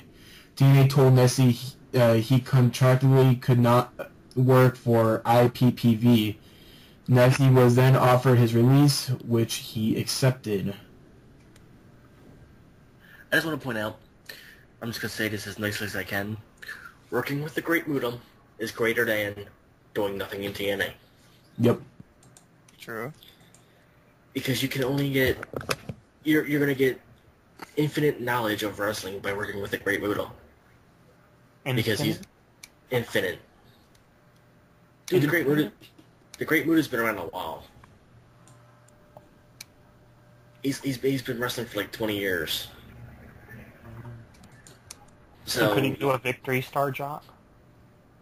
Maybe. Okay. I saw one of Muta's matches from PWG this year, and he could still go. Yeah, Muta's still fucking great. He is a legend in Japan and in the U.S. So, if I had to do that, I'd rather work with the Muta than Robbie E. or Robbie T. or whoever the jobbers that get pushed into TNA are. That's just my opinion. John Cena's wife wants divorced dismissed. Now, here's something that was really... Now, we know that John Cena filed for divorce. According to TMC, Elizabeth Cena had filed papers in Florida court claiming that John Cena's recent divorce petition is filled with errors and should be dismissed. Elizabeth claims that John inaccurately refers to her by her maiden name, Herberder, instead of her legal name, Cena. Herberder? Her last name was Herberder? Herberder. Herberder. Here, I've seen pictures of her. She's not even that hot. It's this. It's Herberder. Hubbardoo. Elizabeth Herberder. Due to that, Elizabeth... Just say Cena. Just say This Jennifer is Cena. Due to that, Elizabeth Herberder says Cena Oh failed... my God. It's Hubbardar. It sounds like you're saying Herberder. Says that John fails to bring... Say Cena, please. Says John fails to bring a proper disillusion to marriage action against her. She further claims that Cena failed to attach prenup agreement he references in his initial divorce filing. The agreement must be attached in order for the filing to be valid. Elizabeth Herberder also attached... also takes issues with John's claim that there is no marital property, and the fact that she insists that there is, and she wants to receive her share. Due to the above reason, Elizabeth Herder wants a judge to John's petition and force him to refile. Is it a French name? It's like "do" or something. Yeah, it's probably French. I think it's pronounced Herbedoir. Herbedoir. Well, I look at it this way. John should have herped before he derped. That's all I'm gonna say. He should have herped before he derped. If we also, I'm not sure if it was mentioned, Elizabeth Herbeter also. Just say Cena. Oh, please. That's her real name. Oh, if they're getting divorced, You want me to bust out laughing every time you say it? She's having the same lawyer as Linda McMahon got for Hulk Hogan. Oh man. So that's what John Cena's new gimmick should be. John Herpeter. Mm-hmm. My name is John Cena, and this is my wife, Elizabeth Herbeter. Elizabeth Herpeter. John Herpeter. If someone in our comments could tell me how to pronounce that, it would be greatly appreciated. Unless you just don't watch it. I kind of like Herpeter better. TNA News, interest in signing John Morrison and Melina. TNA officials are interested in signing former WWE stars John Morrison and Melina. The two names have come up in recent creative meetings. Bruce Pritchard is pushing to bring both in, which is good because TNA gives, when they do photo shoots for knockouts, they're really skanky, so I want to see Melina in some very skanky photo shoots. I don't want Morrison and Melina on TNA. What are they going to fucking do? Nothing. Exactly. The good thing we're going to get out of Melina being in TNA are very revealing photo shoots. She just do Playboy then. They asked her, they're like, oh, are you going to be ever going to Playboy? And she's like, you never know, wink wink. And I'm like, haha, bullshit. She should just do that then. You don't have to go to TNA for that. Also in news, I think this was old news, but people are... I believe I've read this before, because when the movie came out, people said this before. Former WWE writer says Vince McMahon wanted Kane to show his penis and see no evil. The rumor with that, I heard about this like when it first came out. Yeah. The rumor was he wanted Kane to have like a 12-incher or something. Yeah. And they wanted to be like, they wanted to have like a masturbation scene. That was the rumor back in the day. Yeah. So yeah, I don't know why it's coming back up now. I'm not gonna read. What with Kane? It's the little red monster. The 3 feet. Yeah, I'm not gonna read the entire thing though. There's a lot of news. China's hospitalized after collapsing again at a porn convention. After China got like Botox, and she's gonna be in the news in the new Avengers porno parody as She-Hulk. Yay! She couldn't stop. She couldn't take it up the butt anymore, I guess. Like, she got some weird plastic surgery on her. She looks fat. Who? China.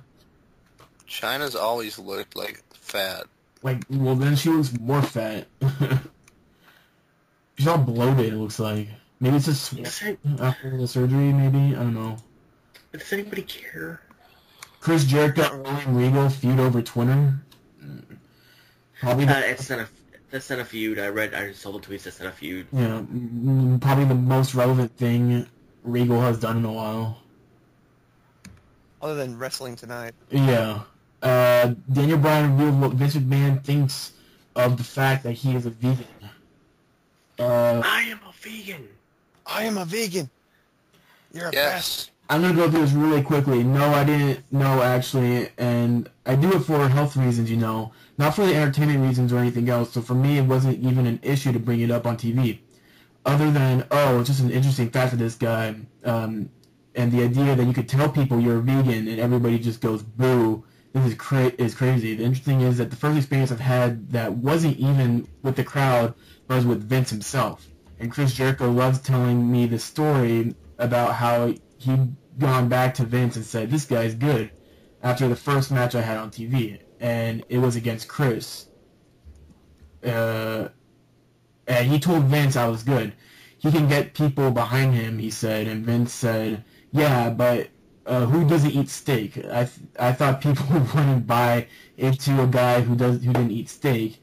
And that's when I realized that there had been a lot of people out there who just thinks that it's completely foreign for me to not eat animals. So, interesting. Yeah, so even Vince was thinking, like, what... And he also talked about his relationship with AJ and all that. Oh my god. Did they go talk to their mom after dinner? Can I take your daughter to prom? Yeah. Can I take your daughter to the drive-in? Superstars react on Twitter about the preview, not the stream. I like Seth Rollins' reaction. That's pretty funny. What did he put? It's like not an hour, but still an awesome title match, and now Hunico, cool, over the limit. What did he say? Let me read it again. Seth Rollins, not an hour, but still an awesome title match. Now Hunico, cool, over the limit. Hashtag over the limit. Okay. Let's go to the more relevant news. Sin Cara returns to action. According to PWTorch.com, Sin Cara wrestled for the first time in WWE match in 2012 at a WWE Super Show Saturday night in Florence, South Carolina. SmackDown Saturday night. Cara suffered an injury at the end of 2011 and has been out of action. Cara defeated Hunico in the opening match of the house show and is advertised for WWE's tour in Mexico. House show? So maybe he's coming back next week. Yay. Who knows? When's Sin Cara coming back? I want to see some botches out of that boy. I just said that. Oh my god. Sin Cara. Sin Cara. I've already explained why Sin Cara botches. Because he has nobody to work with. I need more Spider-Man Sin Cara botch things. Here's some more news. TNA re-signs X Division champion Austin Aries. This is sad news because TNA was really hopeful into getting Austin Aries for the Cruiserweight show. But apparently TNA has re-signed X Division champion Austin Aries to a new contract. Aries posted the following on Twitter with a new deal. I missed their recent signings. I'm happy to say that I've also re-signed with TNA. I'm excited for this next year and see hashtag great things ahead. Dixie Carter tweeted that Austin Aries is having a stellar year and also very proud to have him just re-sign him. Very proud of him. No. Yeah. This is very sad news. Very, very sad news. Yeah, it's going to be... I was really hoping that he would have some kind of run with WWE, but apparently we're going to have to wait longer, just like we had to wait longer with Sting. Yeah, Sting and Austin Aries will never go to WWE. It's gone to that point now. Okay.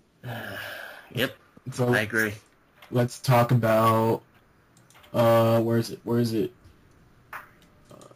I just had it. Brooke Hogan. Oh my god. No.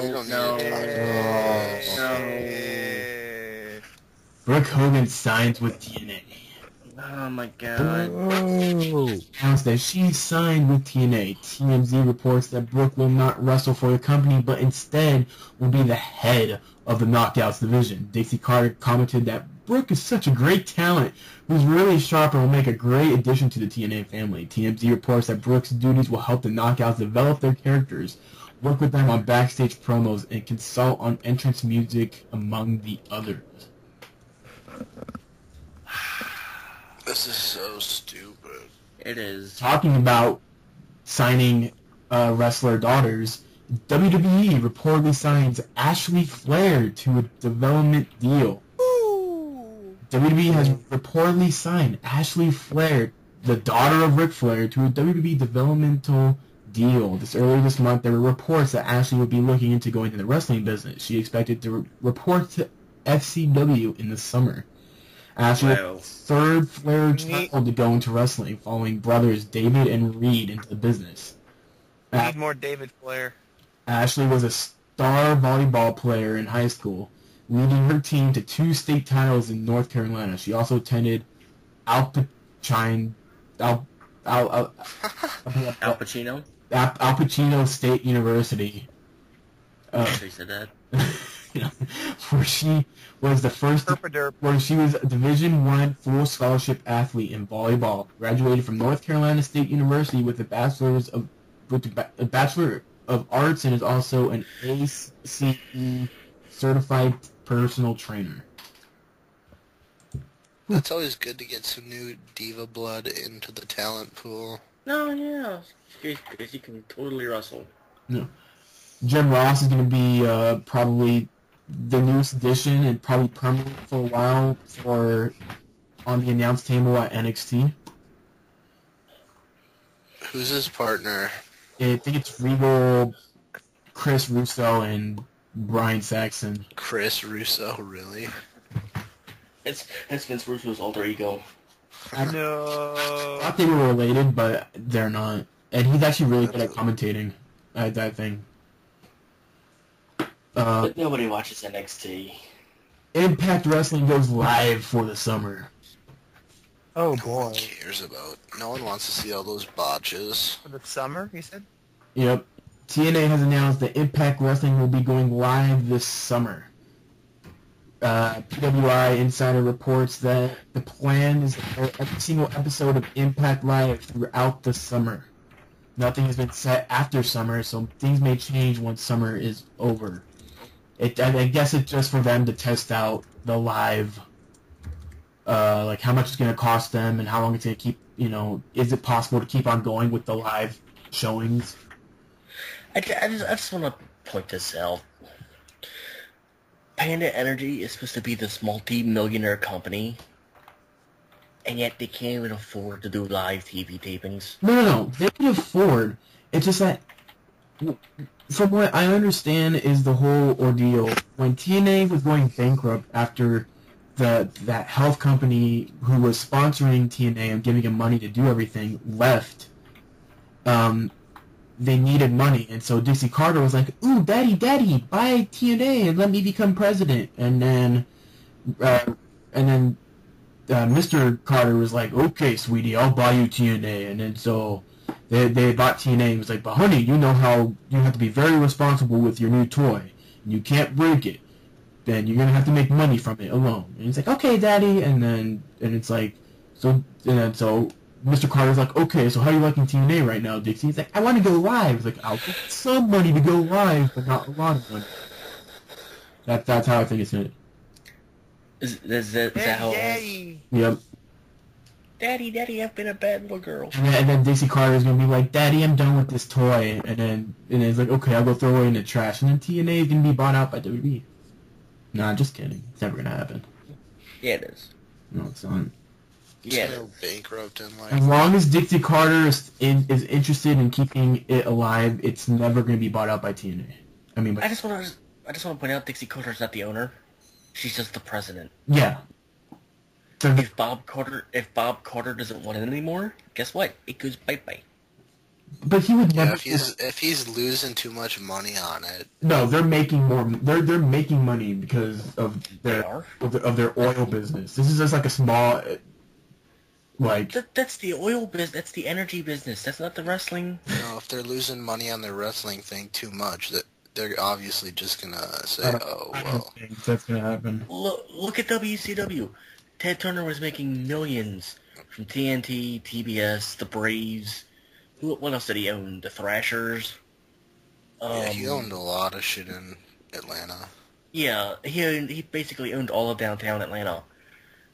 And yet WCW was making no money. They were losing money. And that's why Ted Turner had to sell most of his assets. He also, from what I hear from interviews and all that, Ted Turner lost a lot of interest in the company and in wrestling in general. Yeah, because they weren't making any profit. He had to sell the Braves, Does he still own the Braves? I don't know. I have no clue. Look, I know he sold a lot of stuff besides WCW. Yeah, but that's why, because they were making no money. And that's why the people that were going to buy WCW were going to outright fold it. No, the owners of the Braves are Liberty Media and John Maloney. Okay, then he sold it. He sold the Braves then. He's John Maloney. But, yeah, WCW was a folding business.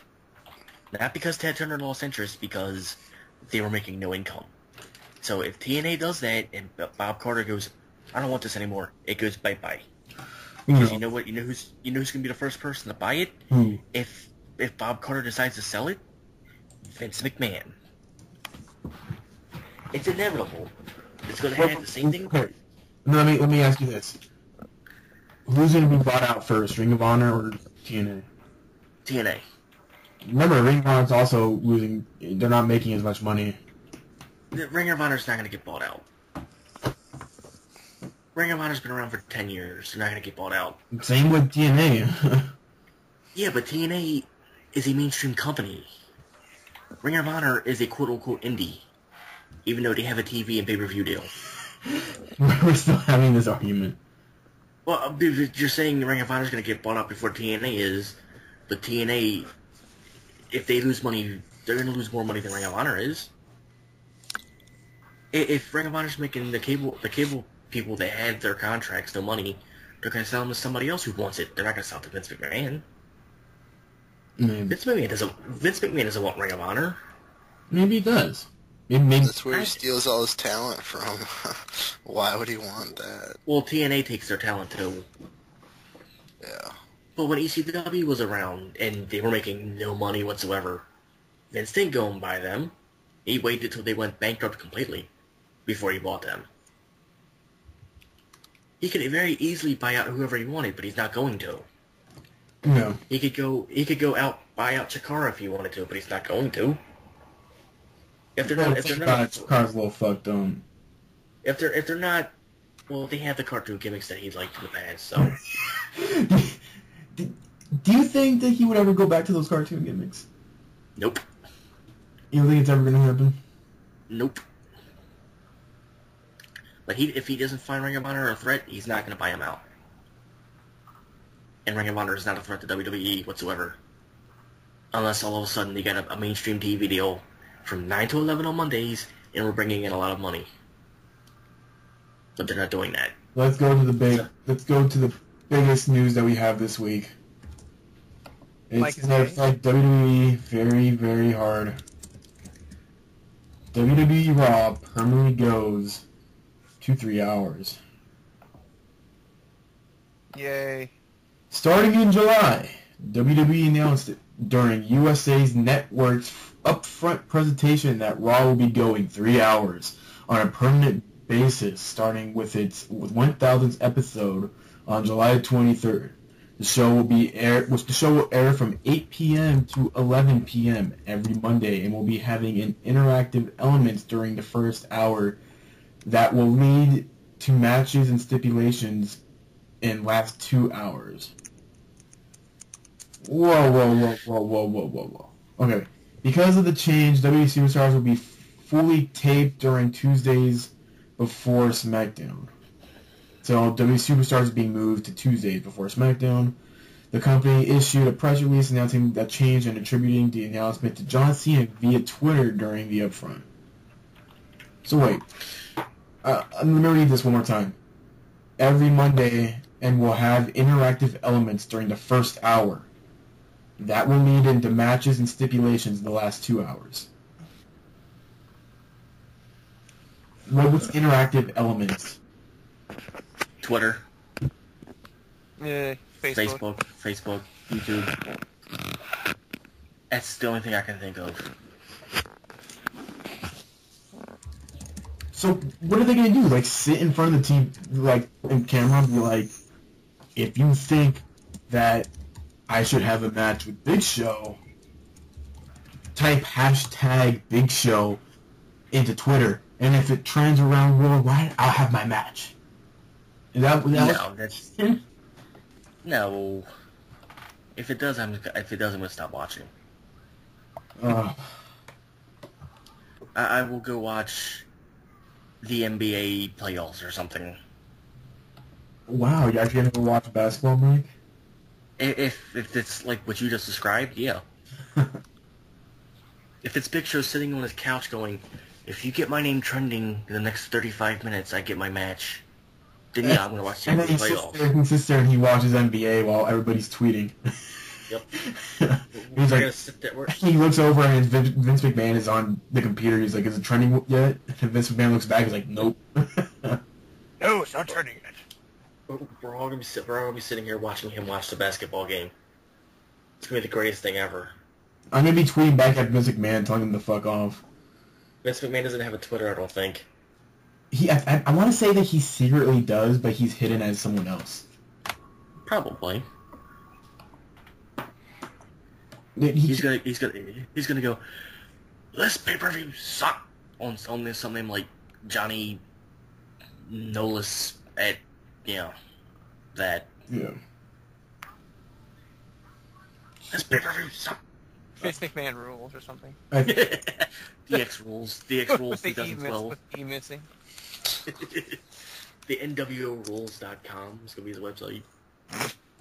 I think we That's my- are done. Dixie Carter. What if he's Dixie Carter? His Twitter handle is Dixie Carter. Yeah. It's a swerve. His Twitter handle is Jeff Jarrett. What happens if he's Double J. What happens if he's Scott Steiner and he's the one calling out? What's Scott Steiner to do this? Yeah. No. What if his Twitter handle is the Iron Sheik? Oh man. And he's just secretly bashing Virgil. Oh, poor Virgil. I have a picture that's really funny about Virgil. He was bashing Virgil again today. He was. I was watching the basketball game. Oh wow. He's like, that Danny Granger is not a bum. He is not the Virgil. Like, what? Like, why are you talking about the basketball game and Virgil? I want to know what Virgil did to that Virgil man. pop in your mind? Dude, Virgil is in all of his tweets. And Jose Canseco too. Yeah, Jose Canseco and Virgil. I know. For 9 times out of 10, he'll mention those two. he's such a fucking weirdo. Cause he's on crack. He honestly is. It's like he'll be watching the Super Bowl. Them Patriots, they're good, but they're no good as Virgil. What? Be like, what? He's That's so how- bloated up right now too. Have you seen like recent pictures of him? He's so fat. No. Doesn't he have to use like a He's got a Right around cane the or something. He's had a cane for a decade. He's had a cane. Okay, we need Super Bowl. to go to our pop flop and watch and end this thing. Who wants to start out first? Joker, because you haven't talked since Mads. I fucking asked you that last question that I can't remember what it was. Joker, what's Hey, the pop flop and watch? I'll do Matt's. Oh yeah, we talked about Matt's. I'll do it for him. Okay. His pop was Christian's return. His flop is the dragging out of the comedy in the Laurinaitis Cena match. And his botch is time zone differences. That would be my botch too. This has been going on for fucking forever. Okay. Joker, stop fapping and let's do this. He's talking to his boyfriend, leave him alone. where? You're so Oh. funny, Jonesy. Okay, Strike, what's your pop flop and botch? My pop goes to the Punk and Bryan match because it was solid wrestling. It was good. My flop goes to the Punk and Bryan feud because there really wasn't anything to it.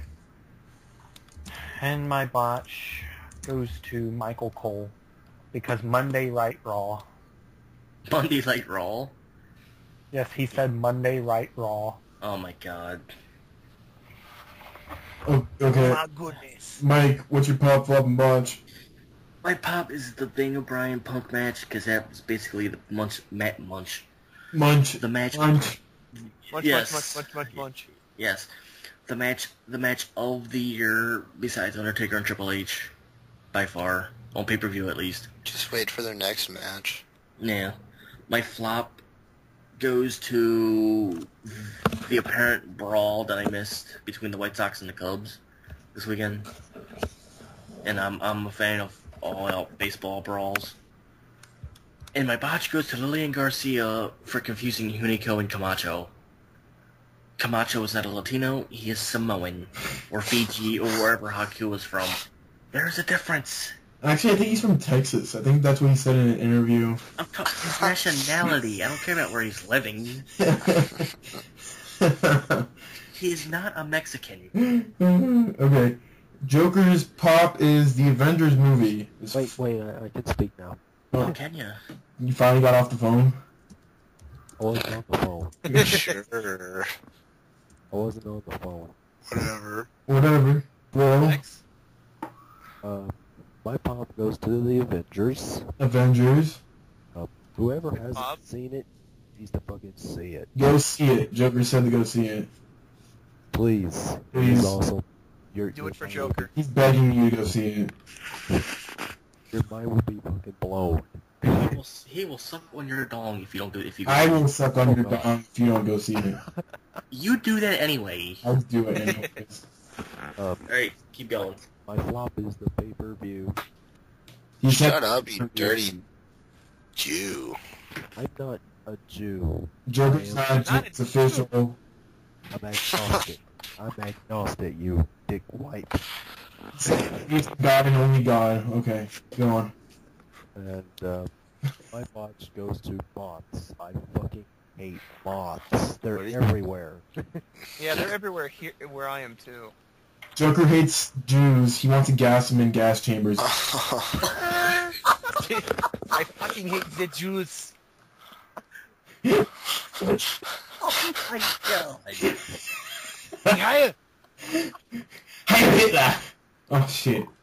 That's true. Government trash. Fucking government. Joker, why did you say all that Hitler stuff? I did. 9. Oh yes. Oh my god. Yeah. It's not my fault that Joker's profile picture is a Nazi symbol. Really? No, it's not. Joker, how could you? You just changed it to Hitler. On the podcast, he's very quiet and nice, but when he's off the podcast, he starts yelling at us in German. Killing Jews. That's the gas us. He's a Grand Dragon And racist. closet. Bad person. Hey Jones, are you wearing your hood tonight? What? Are you wearing your hood tonight? How'd you know? I don't know. Do you have Skittles and iced tea? I missed the clan meeting apparently. What I say about agnostics? I said agnostics are the greatest race in the world. What? Okay, Hunter, what's your pop, flop, and botch? My pop is frickin' softball tomorrow. Only My humble flop. play softball. Hey, go fuck yourself. No, they don't. We get all the poontang. Yeah. You know who plays The softball? 80-year-olds. You know who plays softball? Hitler, when he rips the eyes out of Jews and he throws them at people. Oh my god. What's wrong with That's you? not as funny. I shouldn't be laughing at that. I'm sorry, Jewish people that are listening to that. I thought that was dodgeball. What is wrong with you? Dodge balls, get it? Because they dodge the balls. Oh, you're so funny, They guy. dodge their eyeballs. Hey, you know, Oh. you know, Their testicles. you know who plays dodgeball? Hitler. Black kids running away from Coney. You know who's the Grand Dragon? Greg. Okay, so my flop goes to... Hey, It's shut a up. surprise we have. Shut up. Shut up! By this, no one listening to the Guys, podcast. let him speak. Let him speak. Never mind, I'm done. You do it, you queer. My flop goes to fucking Mike for cutting me off like a dick. Mike people. Okay, let's move on. He's not done. He's And my not done. botch is for Greg, because you deserve a botch for a 3-hour podcast.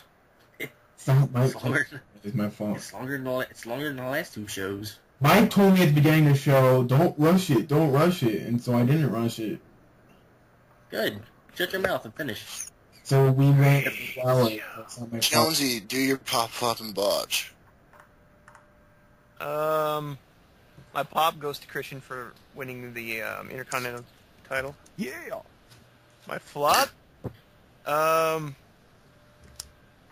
gonna give it to the first clay match because that was shit. And my botch, I'm gonna give it to Greg for taking so damn many breaks. Yeah. I'm Buying pizza and then going to the bank. Yeah, does that. As we were Buying recording. and then going to get the money. You know, I just realized I could have gone to Little Caesars to get pizza and just picked it up instantaneously, but... Little That's what- Caesars, you that's want what- diarrhea? Do you want diarrhea? No, if I want diarrhea, I'll go to Chipotle. Shut Oh my your God. mouth. Chipotle is the greatest thing ever It invented. is. Chipotle is really damn good, but it doesn't stop me from getting the shits. I don't get diarrhea for Chipotle. I just get fat turds. What do you get from Chipotle? I get like a burrito and like a taco. I get Diarrhea. And it's super I get expensive, too. I get a steak burrito and chips and their hot sauce to dip it in, and it tastes amazing. My pop is a tie between Christian winning the title and the Daniel Bryan CM Punk match. My flop goes to the fact that WWE is only allowing John Cena to get promos in and no one else, because they think they can make money on John Cena alone, which they can't. And my botch goes to Joker being a Nazi and hating Jews and wanting to gas them, but especially he hates gypsies. So Smash goes to the Jews. he told me one day, like super late at night, he was like, you know who I hate more than the Jews? Gypsies. But you know who I hate more than gypsies? The Jews. Black. Oh, You know what? God. You know what he Damn, wanted to- damn black people. Don't listen to him, people. Don't listen to him, viewers. He's wrong. He's not. Hey He's a Greg. robot. He's a robot. Tolerate Hey Joker. Greg. Yeah. What does the nosy pepper do? Gets jalapeno in your business. Oh my God. What? I hate you so much. And I hang out with people. Why? Jonesy, you don't hang out with people. You have no life. That's why you do 2 podcasts. Ugh. Hey Jonesy, should we advertise the clan meeting this week? Sure. 8 o'clock at Wednesday at the local pub. Be there. At I'll the bring my hood. Waffle House, right, Jonesy? That's where you go. So we all know They were where the sick and next tired of plan it. is going to be. It's going to be based in Compton, right? Or I get the address wrong. Roscoe's Chicken and Waffles. That's what the clan meeting's gonna be. Make sure to show up in all white and with your head shaved. No, I thought our clan meeting was going to be at Bubba's Chicken and Watermelon Express. Bubba's Chicken and Grits. Before we get any more racist, thank Weird. everybody for joining us for this week's episode. I'm so sorry for anybody who's listened this far into the podcast. I'm not. Type Nick. Type The gold's always at the end, baby. If you want to call the police on us, offensive comments in the type offensive comments in the comments if you listen. I want everybody to go look up Joker on Skype and arrest him because he's a stupid fucking Nazi. Oh God. We should have everybody type offensive comments in the YouTube page, and we will read them next week. We will read all of them, Yes. no matter how offensive they are. Yes. And Joker's Skype name is No. Spiny No. Gymnast double. Remember, everybody, to go visit our website. Horny Asian girls who goes and stick dildos up to .com. Or you go to our other website, which is another link to our store, which is blackpeoplefuckhorses.com.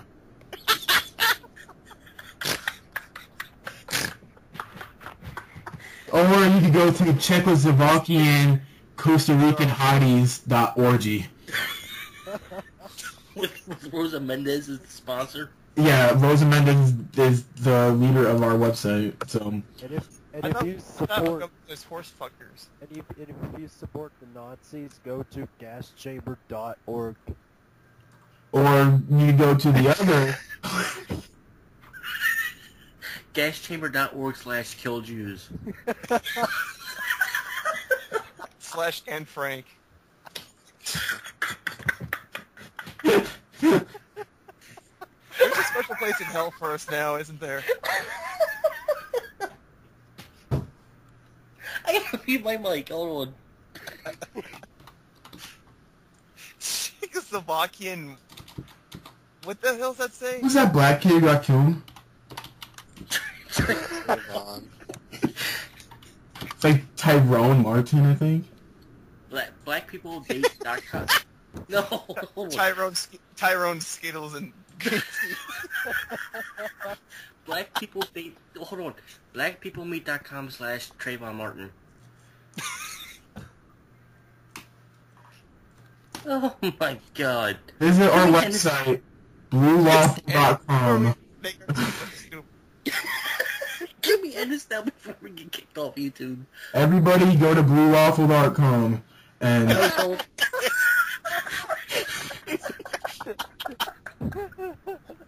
I've actually seen Blue Waffle. Don't remind me.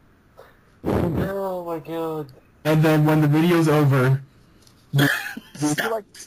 Do you like citrus? Join Lemon.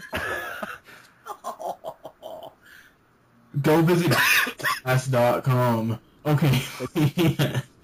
And don't forget Black People Love Watermelon and Chicken.com. Don't forget to visit Joker's special website. Fuck the gypsies and the Jews. I'm gonna... Fuck the gypsies. Joker's other favorite website is Love you. Call Me. What? Okay, bye. Alright, we love you.